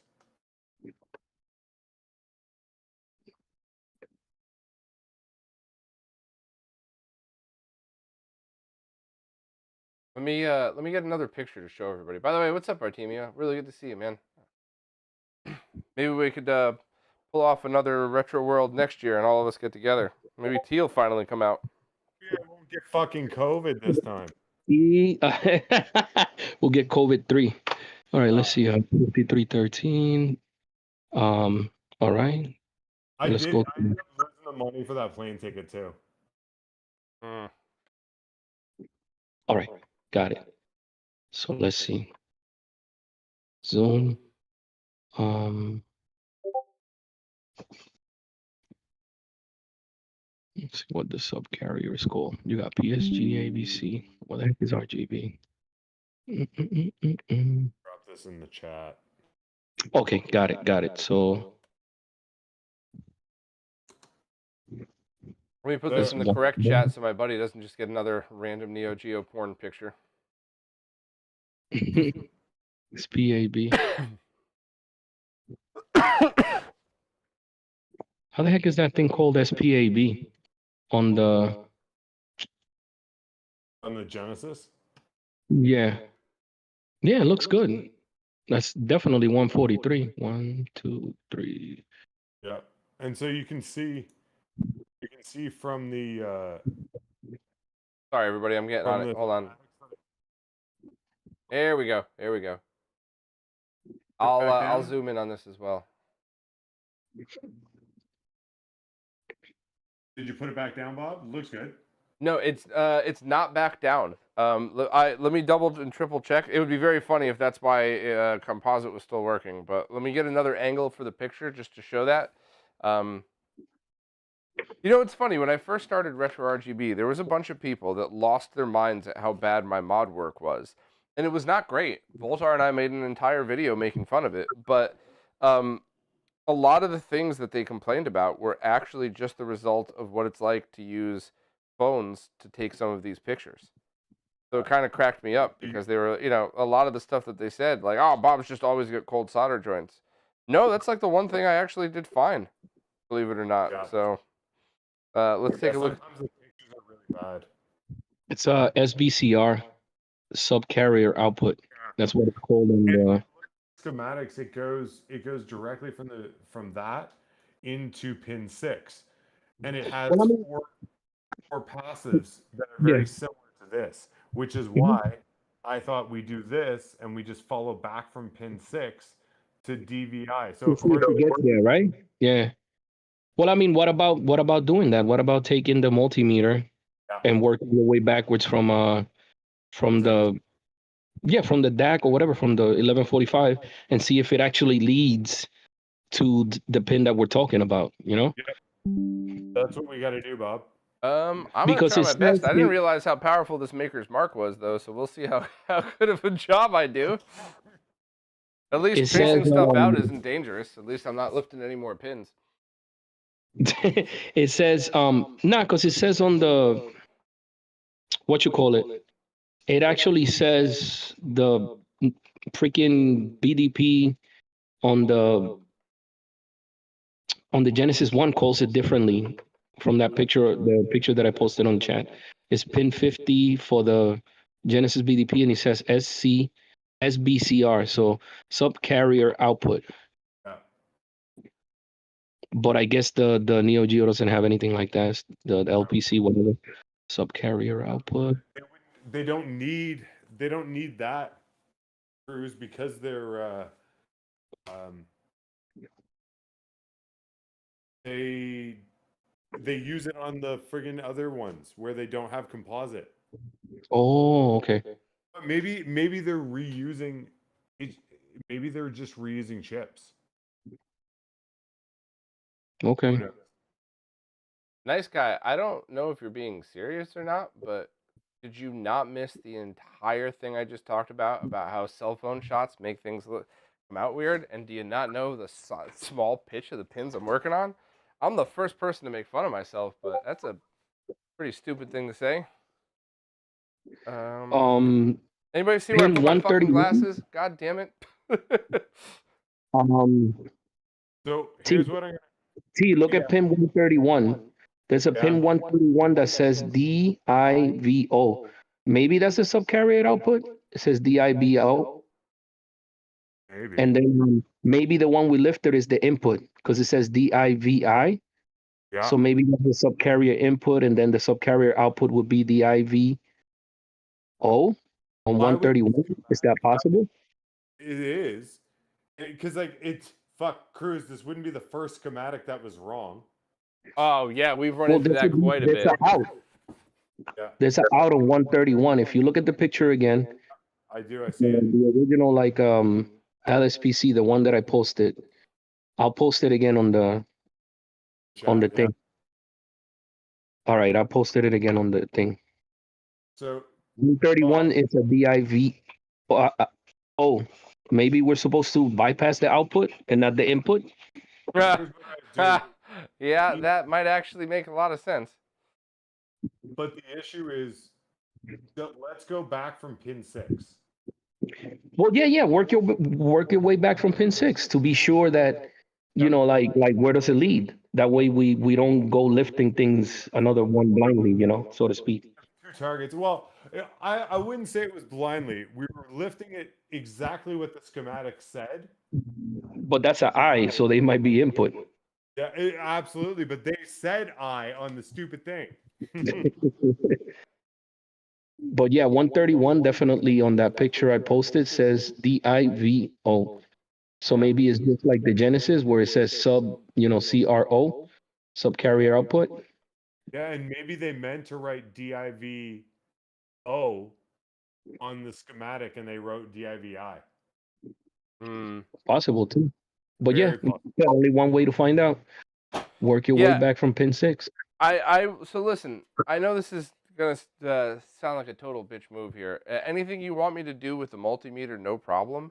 But I haven't moved out of a 4-foot radius, and somehow my glasses are gone, and they're not in my pocket or on my head or anything. So I must be too asleep or out of it to really pay attention here. So I don't think you should trust me to lift any more pins or do anything else tonight. That's not a passive thing. So I think this one's going back to you, Cruz, to try this mod, and if it doesn't work, then just do Fixel's HDMI mod on it. Which is, that's the end goal anyway. Yeah, you don't have to solder anymore. You could try to backtrack and find out. That's all. Where pin 6 goes. Put the soldering away and just backtrack from pin 6 and let's see where it goes. Let's see where it goes. Yeah. I will try to do that as well. And I used to have the most rock solid memory. Oh, here they are. They were behind a set of wires just off camera. Here we go. That's why I couldn't see them. Wow, man. That was in a small area, and I will put a tool down. This right here, this still mostly filled drink, was my first drink of the night. So while I never have a problem admitting when I drink too much, that I can't even blame alcohol tonight. I think I'm just getting stupider as time goes on. Jeez. I have an idea. I know what I'm going to send you in my next box of stuff.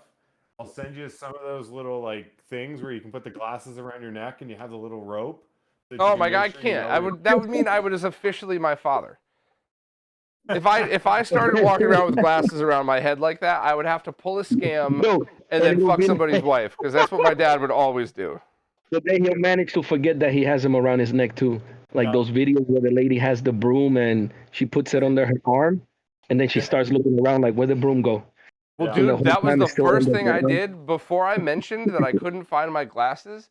the very first thing I did was touch the top of my head because of how many times I've seen people stand up in the middle of an office building and be like, all right, I can't take it. Has anybody seen my glasses? I can't find them. And they're right on top of their head. I've seen that so many times. And I'm just like, I can't be that guy. Check my head first.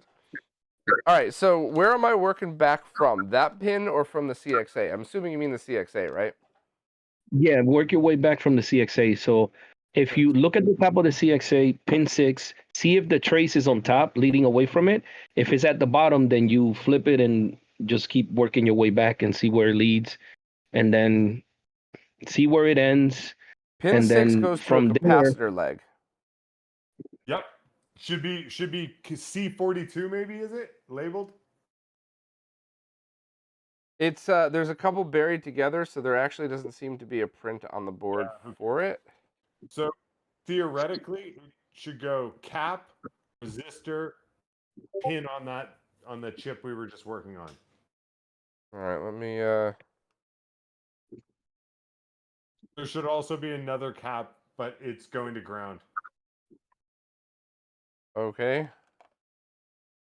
So what is this? That's another cap to ground that it's going to, yeah. Yeah. So then next it should be a cap straight through. So you just have to figure that out from traces. I think I'm gonna pop a beer open now. I've been working with Bob long enough. Let's get beer. It's funny, it almost looks like somebody went to cut these traces at one point. Probably friggin' SNK. It could be. Well, yeah, it's the other Sega. A whole bunch of body boards, bad routing. Yeah, see where you can get to from pin 6, but eventually it should go to that pin you were lifting. So hold on, Yeah, this is eventually where it's gonna I'm hit a via and then go up. this is where I'm pretty terrible at this, right? So we got the pin of the CXA, 1, 2, 3, 4, 5, 6. I got the capacitor leg that it goes to. I look on the other side of the motherboard, I find that capacitor leg, and I trace it down to one other spot. But then the line on the motherboard only goes between this cap and nothing else. Yeah, And but there's no doesn't it line on go the to a top of the via board. and then make its way up? It has to go to a via to make its way up to the chip if it's coming from the bottom. So maybe trace it to the last point on the bottom of the board and then start from that point to the chip. And start like, in continuity, you start running the from the bottom, stay at the point in the bottom where it ends, and then you go up top and start. I'm trying to find touching I'm trying to up top find the exact pin, the last point that I could find on this. where it goes up. Yeah. So it does look like a 3K resistor. Yep. That 3.3K it says. Okay, I got that. And then there should be nothing. It should be a straight shot to This will be something. straight to the chip from there, right? So yeah, just freaking mark that point, and then you hold your meter on that point, and then start freaking. You could even just run gently run the other lead of your meter all through the chip, through the legs of the chip, with no pressure. See which one beeps. I'm seeing, so all right, so I'm following the trace down just like y'all have taught me forever. And let me try to follow this trace all the way up and around. So that looks like that there. No. Okay, I found it. I found where it comes up over here. That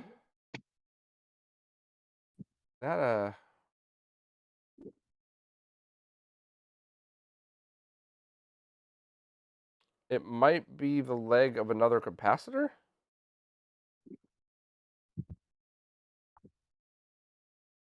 No, it's not. It's probably a via, hopefully. It is. Yeah, There usually is a it's via there. Via. So I definitely got To a go via back. here, and I'm just trying to figure out if there's anything on the other side of the via. So Oh, if you go there from the might via, actually be. Hold on. All right. so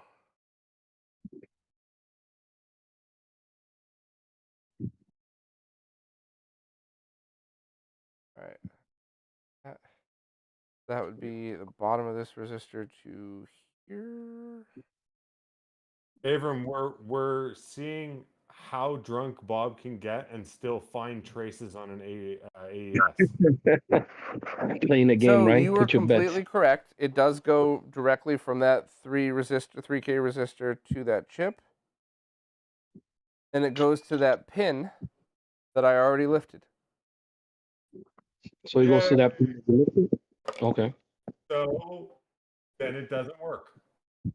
I mean, as long as we can ensure that that pin's lifted, touch the pin, touch the via to make sure that it's not making some connection. Well, let me just break the pin off. No, I'm kidding. Okay, now we gotta. Then I gotta break out the Dremel. Again, Cruz, you're being nice. What you meant to say is, and then I got to break out the Dremel again.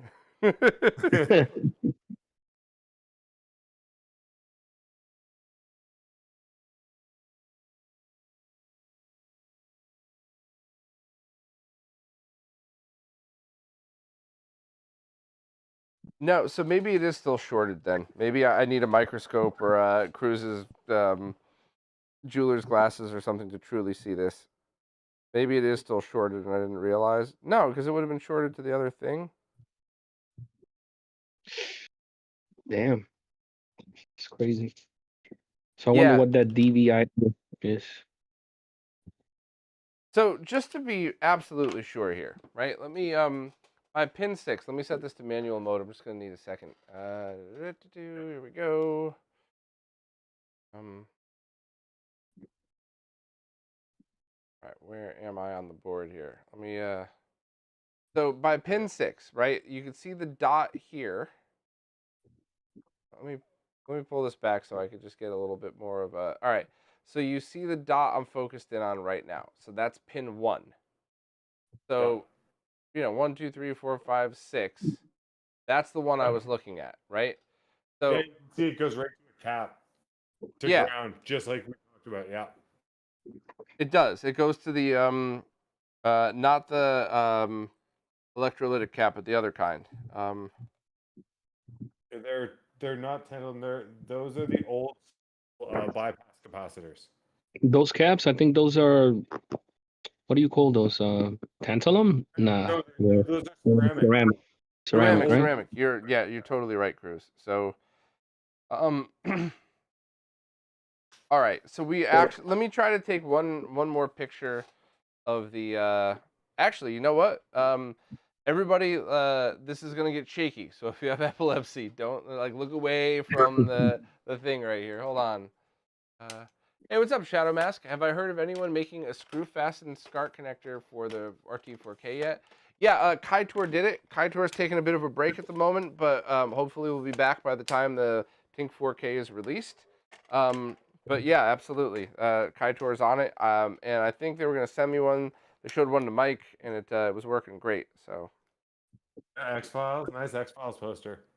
Thank you. I still love that show. A lot of episodes still hold up. Not all, but a lot.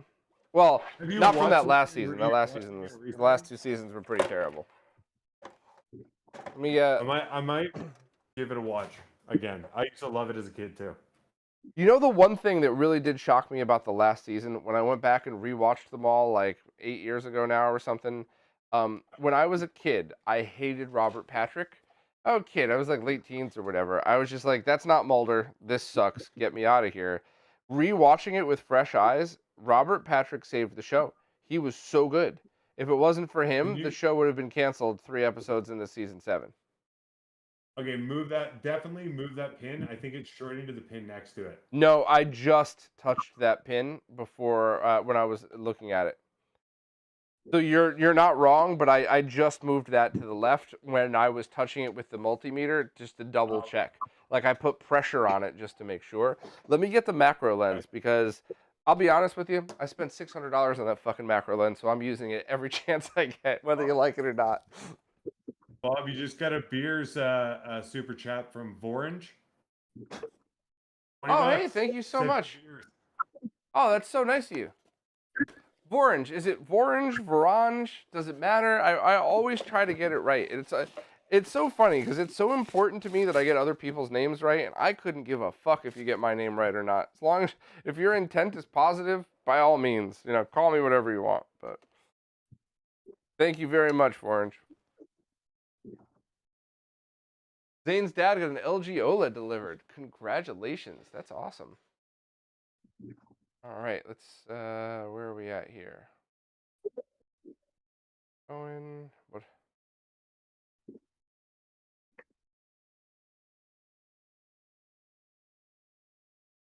Yep. So we got it right. It was like orange with a V. Orange, gotcha. Oh, here we go. Okay, we got something. Let's right.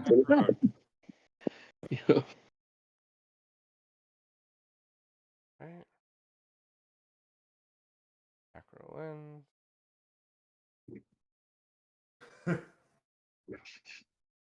My God, Bob, we found your penis. Sorry. That's where I put my glasses. Yeah, one next to it. It's no longer shorted. But you shorted those. Look at those. Oh wait, there's two right there shorted next to it. Two. It's from the pin that you pulled. Oh, One, oh. 2, 3, 4 to the left. 3 and 4 to the left are shorted to each other with a solder booger. 3 and 4 to the left of the one you pulled. Yeah, those are It's a little definitely. booger right there. Yeah, there you go. By the white dot. Yep. That's the short right there. Well, thank God for macro lenses. Definitely a short right there. And make sure, because you touched up a lot of those pins, make sure that none of them are loose from the, once you get rid of that booger with the knife, touch the pins to make sure none of them is loose. All right, so we just saw that the floating pin is still floating and not touching anything, even though it kind of looks like it is because it's lifted up. Y'all just saw that though, right? Here, I'll do it again. Yeah, just yeah. Don't touch it too much because then it gets brittle and kaput. And then we got to get the drill. The Dremel, yes. So yeah, Bob, you got left of that pad to the left side, 1, 2, 3, just some and solder 4 wick, to the right? That should do it. shorted to each other. You might not even need wick, just flux and touch it, and it'll probably. Yeah. And then, if I'm not mistaken, the other 2 pins behind those 2. There you go. No, just do it with the iron. I'm going to. I got to get the iron out again. Just some flux, a light touch of the iron, not too much pressure. Yeah. And When you touch it, as you touch it, like pull back. Do like a pull back motion so it takes the solder with it. Make sure the iron has no solder on it. That way the solder will stick to the iron and it will take it away as you pull back. But I'm surprised because you were only pulling that one pin. How the hell does all the other pins get soldered? Were you using a big tip? Yeah. Oh, okay. Should I pull out one of the smaller tips? You got more super chats. Oh, another super chat. John Smith. EW And Rooney, dollars to donuts. Bob is correct. EW Rooney, dollars to donuts. Bob is correct. Robert Patrick came through after Mulder left. Yeah, thank you so much, EW. That's really nice of you. And yes, Robert Patrick killed it. That was very cool. And John Smith, thank you so much. That's so awesome. I really appreciate that. Cruz, should I try a different tip here then? Should I go for one of the smaller ones? I believe so, because that white tip made you put solder on places you didn't need to. Just use a smaller tip. Like that way you could just go to the spot that you're gonna go to. This small, like Voltar's junk small, or just like more of a medium size, like. Is Voltar in the chat? I hope he is. It's no fun to say stuff like that if he's not here. Pull out the Voltar, the micro tip. That one, yeah, that one is fine. That one is cool. I pulled out a tiny pair of tweezers one time. No solder in the tip. Just flux on the board, and then you touch that little solder booger, and you move back. Yeah. I was on a chat like this one time with And if it's Voltar's tip, that's all there is. You'll be like, well, I put the whole thing already. That's funny. What do you mean just the tip? I was on a group chat with Steve and Voltar one time, and I pulled out a tiny, like really small tweezers, and I called it Voltar's masturbation tweezers. And Steve lost his shit. He's like, Bob, stop talking. There's nothing you could possibly say after this that's as funny as that. So just stop talking. You won the conversation. Go home. You got We'll the talk to you tweezers tomorrow. and the amp scope ready.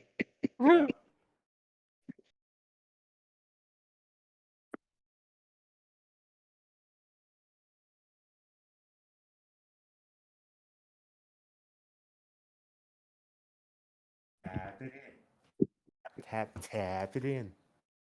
Tap it in.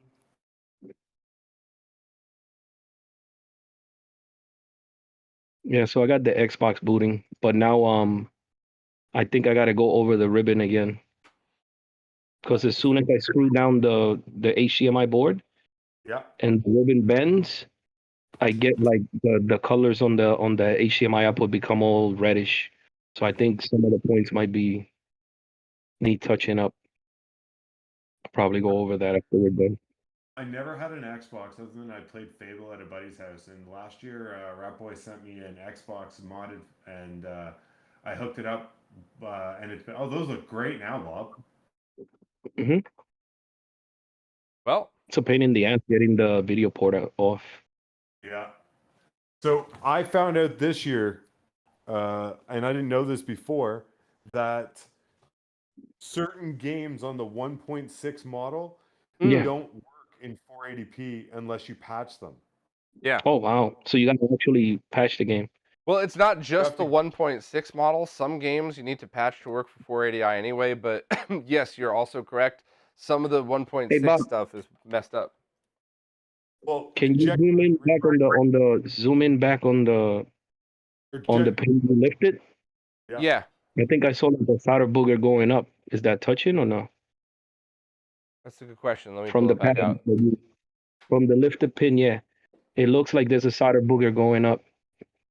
That might be touching the pin. I don't know. Or it might be the trace is lifted a little bit, Cruz. Well, I literally saw like a little mountain of solder going up. I don't know if it's solder or if it's something else coming from that pad.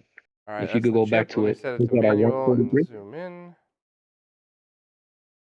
Oh yeah, it looks like. Yeah, Rooney, the pin could be lifted higher, but if you could avoid like bending that pin, is the best thing you could do, because those pins only have but so much before the metal fatigues and the Dremel has to come out. Yeah, and I've moved that pin quite a bit to try to hit it with the yeah. Be like, Cruz, get the Dremel. So did you see it, man? Did you see what is any of this what you were talking about? See, look. If you look at the via, right by the via, it looks like there's some solder up. I don't know if that's the pad lifted. No, or if it's that's a marking right there. See, let me slide this. Is that a little bit of solder going up from the pad? You can test it with the multimeter, Bob. Just touch the via and touch the. No, see the pin. Yeah. Nothing. It's not touching anything. Okay, good. Good call though, Cruz. Seriously, thank you, because that's something I absolutely would have missed, and it would have been really shitty if I just shorted this whole thing out because of that. Oh yeah, the little solder booger. Yeah. All right, let me throw a game back in it, and I'll switch it back over to the Tink, and then we'll see again what It would have been cool if you had if you had any like 2000 grit, clean the port a little bit, in and out. Yeah, you know who I heard has a bunch of 2000 grit though? You. I'll be sending this to you anyway. You've been doing this for so long. You know I'll probably fuck it up. Yeah. All right, powering on. I swear to God, I hate replacing those ports. Those damn ports have like 200 pins, and I swear to God, like they went so cheap on the what do you call not the solder mask, but the copper. Like they're so cheap with the copper. Even when I do like unibios on these things, I gotta be so careful because they put so little copper on those pads, and it comes off so easily. Is that so? We still get composite, Bob? Yeah. So that whatever jump I did, like before, it's not double image anymore. The short might have been the double image that we saw before. Yeah. Remember? That's exactly what I think it was, Cruz. I think the short was causing the like RAM error. Yeah, like a double image. Yeah. So I don't understand. What about lifting? What if we lift the DIB out thingy? Or you think that pin has nothing to do with it? Like 131. I think we continue this conversation when you have the When I have the board, yes, I Yeah. know. Cruz. I know. could not agree more. I could not possibly agree more. How come it's being dropped on CVBS? Is that just the signal itself, or is it that? No, that's actually sync on. That's not just sync Let me on ask you a composite question. Is videos. CVBS derived from the RGB? Because if CVBS is derived from the RGB, and then the encoder, the actual CXA, makes the CVBS using the RGB signal, or am I wrong? It does, but it needs that subcarrier. So on the Genesis, when you did it, the subcarrier bypass allowed you to you could still get like sync on Luma and it would come up like black and white or something like Okay, without the colors, yeah. without the colors. So that's what, like, if we were expecting anything, that's what I'd be expecting. And Okay, the well, RGB doesn't look better. Like, I don't know if we can still see, like, when you put it in, Bob, do you see, I still see a fair amount of interference. Do we still see the checkerboarding? oh yeah, 100%. Even just now when I turned it on. So then It the was something like that. question Yeah. becomes, if it's not eliminating composite by doing that, then it might not be coupling over. So maybe the issue is that, and the Genesis, remember Voltaire and FBX talked about it coupling over because they ran the subcarrier lines next to the RGB lines. It's right next to, yeah. It was coupling over to the blue. That's why in the Genesis you used to see most of the jail bars on a solid blue screen. Yeah. So we saw it on every screen here. So maybe what's going on is that it's actually on the output of the CXA. Oh, okay. So FBX had a couple of other ways to fix it, and we had talked about this quite a lot over the time. And I very stubbornly said something like, "Listen, the way I've been doing it works, and it doesn't have any ill effects, so I'm just going to keep doing it that way." But he started to dig into it a little bit more, so I probably should have invited him on here or just had him remind me. But to be honest, right, this is one of these things where it's time versus effort versus the end result, right? So we just lifted a pin that definitely went to where we thought it was supposed to be, and it didn't change the signal. So now, are we going to reverse engineer the entire Neo Geo board to do this, or are we just going to say, you know what? If people are going to mod a Neo Geo, they're probably going to do an HDMI mod or an RGB bypass. So let's just step away from this now. So I would love to know where honestly speaking, I would love to know where the DV131, the DVIO. He's obsessed now. Unless he gets an AES and he's able to figure out where pin 131 goes, he's not going to be able to sleep tonight. Yeah, nah, I guess it'll be a me problem when the board comes back to me. I'll figure it out. So what I'm probably the real Phoenix just used Brasso. That's funny. That's very funny. So what I think we're gonna do with this that you guys do for like bypassing. Now, what I'm curious about, so you've seen what Saxor does, where he basically takes the output of the triple bypass to feed back into the CXA. Yeah. Wouldn't a board that does that be better?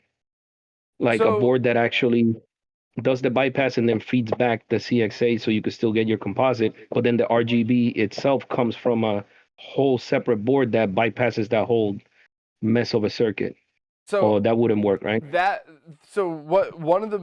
actually one of the things FBX was talking about. Here, let me get let me show you on the board here. Hold on, I was putting the controller away. So supposedly, and it's coming back to me now. Maybe the whiskey's helping me feel better. I don't know, but so you see these caps that are right here. Those caps supposedly are where the interference is actually coming from. So moving those caps out, removing some of them to get to the composite video. The other thing that is a big help with the bypass that I have up on the website is that also separates composite video as sync and C-Sync. So that allows you to get a cleaner image just from that anyway. By the way, FBX just posted on the chat. He says the noise is actually from the crystal that's going right over the RGB lines, supposedly. Oh, thank you very much, dude. Wolf, I appreciate you coming by. Excellent timing, my friend. So, all right, so that's what you were telling me. From there, He's been here the whole time just laughing. T, you just cut out for half a second. What were you saying? I just said, you said thank him for coming. I said he's been here the whole time just laughing. Oh yeah, he's been in the background. That's not unfair. All right, well, let me put this sucker back together. I guess we'll finish the whiskey, make some jokes, and figure out if there's if it still works when I put it back together. Back down? What'd you say? Are you gonna put the pin back down? No, Cruz is gonna put the pin back down. Are you fucking kidding?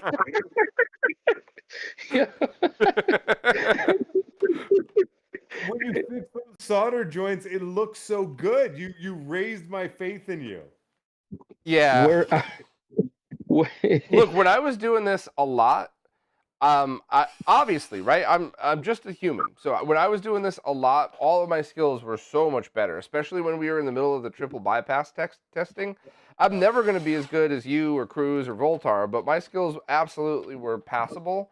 But I spend most of my time now writing and talking about stuff, so I can't mod for shit. Don't put me in the same class as Cruz and Voltar. I'm closer to you than I am to Cruz and Voltar. I don't know. Cruz and Voltar are pretty much on another planet, so that's not an insult if I agreed with you on that one. Yeah, I mean, Firebrand, where if you were to take out that oscillator out of there, where are you relocating it to? Are you using wires to relocate it somewhere else on the board to move it away from the RGB lines? Wait a minute. Before I put this thing all back together, there is one thing that we might be able to do that even after more whiskey I would be able to handle. Hold on, let me scroll up to show you all this. Give me a second. I'm sorry. I want to try to get it in focus, all nice. Where's the goddamn oscillator? Out a little bit. Oh, I'm way off here. All right. So, do you see how the oscillator has that wire covering it? You know, that metal? Oh. Yeah, holding it. What if I just desolder that and bend the oscillator so it stands straight up? You could try, yeah. Are the RGB lines going right underneath it? Like I don't know, FBX, said? if you're here, is that what you tried, or did you say you tried it and that helped, or you tried it and it doesn't help? Hold on, we'll have to wait for him to. Yeah, and if you have anything to post, dude, just send it to me in Discord, and I'll link it in the chat just so we could show everybody else, because I know he did a bunch of research on that a long time ago. Yeah, he worked on this for a long time. Yeah, let me just pause for a moment. I'll clean some other stuff up and see what he says about that. Maybe that's. But I mean, if it was that easy, we would have all been doing it by now. You know. He would have told us that works, and we would have all never been dealing with this. Yeah.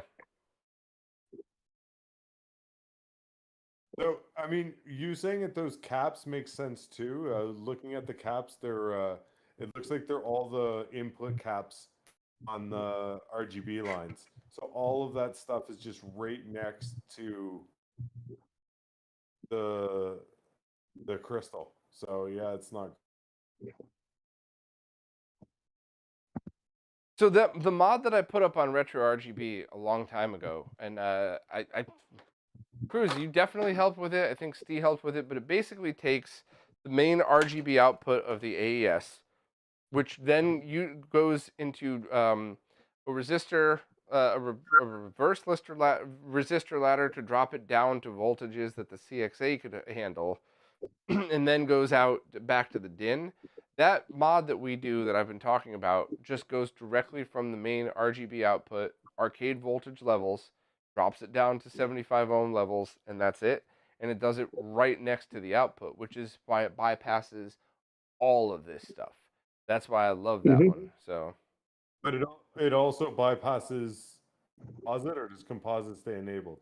no, that's the only reason I bothered the shit out of UT to make this mod, because I wanted to try to keep composite on the 3.6s, but it doesn't seem. Cousin Scott genuinely couldn't give a shit for his. I was like, but I'll even give you a composite video cable, and he's like, why would I ever use a composite video cable? You gave me a BVM. I'm like, all right, that's fair. My Genesis has no composite anymore. Yeah. I still got a VA4 VA4 Model 2, the Sega one that this guy got for me. I just haven't had time to mod it. That's the one I still have my VA4 I have to fix up. Yeah, the original. Remember how it's like whatever the other company that was licensing was making them, and then there was one that was made by Sega. I don't think there's any difference, but Majesco, right? Majesco, yeah. Was Bernard the one who got you that one? Yeah, Renner got me like a Sega one. I just never got around to it. I don't know, man. I'm like so like enamored by BA4 Model 2 and BA3 Model 1. Just the video's so clean. Yep. By the way, I'm watching Godfather of Harlem, and Bernard's in episode 3 or 6 and 7 of season 3. Really? Nice. Have you guys seen that show? It's really good. I've actually not heard of it until you just said it just now, so I need to. It's Forrest Whitaker, and he Oh, played Really? Toby Johnson. It's kind of like gangsters in the 60s. It's like kind of like Sopranos. That's pretty awesome. So Firebrand just said that basically he doesn't use composite video, so he just take the crystal out completely. But what if relocating the crystal would be a good idea too, right? Like using coax and then putting it somewhere else, where it wouldn't It generate absolutely no. could, except sometimes, like when you're doing the Stanislav's Genesis bypass for me, that removes the crystal, but it also puts it on his board in a digital state. The times that we've moved crystals to see if it could do it, sometimes if you move it too far, too close, whatever else, it either doesn't work at all or it causes a whole other thing of problems. Oh, really? So Yeah. maybe the distance. I don't know. Why would that affect the? All right. I don't really know, to be honest with you. I'm not. I'm smart enough to do the testing. I'm not smart enough to tell you why. Let me get my. Yeah, my favorite Model 1 is BA2. That's it. That's the only one that my team cleans up like crazy good. And if you want to make the sound like the BA3, it's like T said, Voltar's masturbation Firebrand tweezers. A couple of caps in the bottom of the board, a couple of those SMD caps and resistors, and then you get it sounding like a VA3. Yeah, I have a VA0 or a VA1 Model 1, and with the Japanese original version with the bodge in it, and that you've worked on one of those for Beast, I think, Cruz. Mm-hmm. And that one also cleans up really nice. There you go. Such a strange thing. Like, how can fucking Sega fuck up the run from one point, like, from 0 to 1 to. Well, that's actually an easy answer. If you start to dig in, like Nick from Pandemonium Reviews did that deep dive into the leaked Sega documents from back in the day. And if you see the stuff that they've been going through, you realize that while it's so easy for us today to go, why the hell would you do that? If you read what was going on back then, there were things where it was like they were changing stuff at like the 11th hour right before it went into production to try to save money, to try to put new ideas in. So it was one of those things where I'd bet that the engineers that worked on it would probably, and this is speculation and a guess, but I bet you they would tell you something like, I would, that's what we had to do to make it happen. I would never release a design like that on purpose. It was just, that's what we needed to do for Sega in the 90s. So Most likely than not, Sega at the last second was telling them like, hey, how can you remove 2 cents or per unit or 10 cents per unit? What can you do? What components can you do? The penny pinching, but then again, they respun new boards for multiple things and I have no idea why. Like, what was the purpose to keep doing those if it was parts out of date or things like that. But like, you notice the difference between like SNES has like a couple of main revisions, but the Genesis, like there's complete remodels, redesigns, everything's moved. They change the type of Z80 they use. They change the type of this. Then they go to Model 2. Then they go to Model 2, the halfway through the Model 2s, they're like, fuck it, let's go back to the YM2610 12. Like, So I could actually answer that question too. And this is once again speculation, but don't forget that we're used to making things in quantities of 50, 100, 500, 1,000. When you're making stuff in quantities of millions, telling your engineering team, like, hey, we just got a deal on 2 million YM2612s. Well, hey, we already switched over to the other YM chip. Well, how much is it going to cost to spin out another motherboard to use this one? I don't know, 20 grand? Yeah, okay, beautiful. We just saved $7 million just because we spent 20 grand. So put the damn chip in it. So, no, while I'm obviously speculating, that's definitely a lot of these things. Nobody used RGB in the consumer class. Mostly it was like the studios or whatever. So they were probably like, oh, the RGB lines are under the crystal. Fuck it. Nobody's gonna have RGB monitors in their house. Right. Like, just those French assholes that were forced to use RGB, and they don't care anyway. So, especially when you're on the 3.6, at that point, you're probably thinking anybody who wanted RGB or was going to jump on the Neo Geo train probably has already done it, so they don't need the late revision model. Yeah. By the way, if there's any young French people in the chat, that was a joke that made fun of your video system from the 80s that was actually better than ours. So if you think I was just throwing shade, I actually wasn't. Don't get all mad at me. This isn't 2001 where it was Americans were supposed to not like French people for the dumbest reason ever. Real Phoenix is here. He's offended. Real Phoenix is Canadian. Get the fuck out. No, I'm kidding. I'm kidding. He's an immigrant from France. Oh, all right. Well, you know what then? You're right. So you've offended him twice in the same conversation. That's actually pretty funny. Real Phoenix said he's French but not young anymore. So all right, so you remember how everything in France had to be RGB, and that's why we had things like the Atari 7800 and NES that with RGB output that was actually composite to RGB. All right, so I don't know if this idea is crazy, but have you noticed like now there's a lot of people making replacement boards for a lot of things, right? There's one for the PC Engine, there's one for the 3.5 Neo Geo. Imagine if someone remakes the Model 1 board and reroutes everything. Somebody did it. Did you see it? Did you see the guy?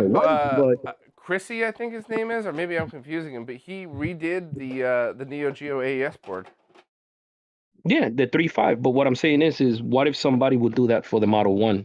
Like take everybody's complaints and move the RGB lines around and move the sub carrier somewhere else away from, that would be cool. I thought so too. Be a lot of shit, but because short of that, what else is the solution? There's so much difference between you got what BA0, 1, 2, 3, 4, 5, 6, 7. Like there's not going to be one solution that's going to fix all that. Oh, why is your video jumping around? I have no idea. It's jumping on. Why is oh, this is a different cable. That's why CVB. Well, you know what? I was about to say I have another cable here that I don't know what it does. Let me bring back the cable that I was using before. That better not be the Omega MBS cable. How funny would it be if I just blew out the RetroTINK 4K because I used the wrong cable? When you were so specific about do not use the Omega MBS cable on the 4K. Do you know what I use that cable for now? The Japanese Master System, and I use the HD Retrovision adapter for it, so that because the Japanese Master System has all the components on the board, so it's actually a perfect RGB cable for that with a converter. All right, so now we're back. We still have the bad checkerboard pattern, and we have Are we jumping again or not? We're good. no, we're not Okay. jumping. Oh. Composite video still works. So that pin does nothing, I guess. Yeah. Yeah, but what the hell is it going to pin 6 if it does nothing?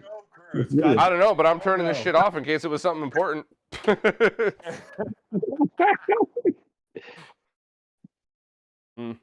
All right. So, Cruz, I'll get this one back to you. I guess if T has any other ideas, check it out. Or if you're really curious, cool. But if not, just put the pin back down, put Fixel's mod in it, and we'll just make this the HDMI Neo Geo. I'll send that off to my friend. Cousin Scott gets his back. And if Scott ever Is there decides he any, wants like, composite again, he'll call you. Is there any info how he's going to output HDMI? I'm sure I'm going to have to crack the case someplace, right? You're probably going to be the second person on the planet to ever install this, the first being Fixel. Yeah. So, but that's how you roll. Yeah, You know, because- you like being the first to do all this shit. Yeah, I do. Especially it's the Neo Geo. I'm not going to lie. Yeah, come on. Yeah, man. If there's But I was ever somebody who wondering, wants to be out in the front for Neo Neo Geo, it's definitely you. You've earned that shit. If it was up to me, I would just end up using like a Nutric port and a small extension, you know, get a Nutric because it'll look clean. You make I got a big step drill bit that I use on the Jason CPS2, CPS3 metal cases. Yeah. Make a nice Nutric size hole. It's nice and square, and then use an internal extension. Yeah.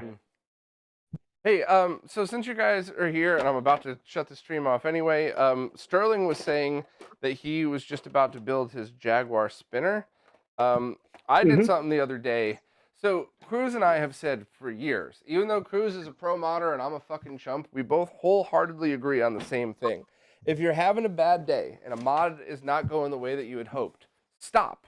Just stop. Put it away. Do it tomorrow. It's never going to get any better. Well, I was having a really bad day, so then I refused to stop.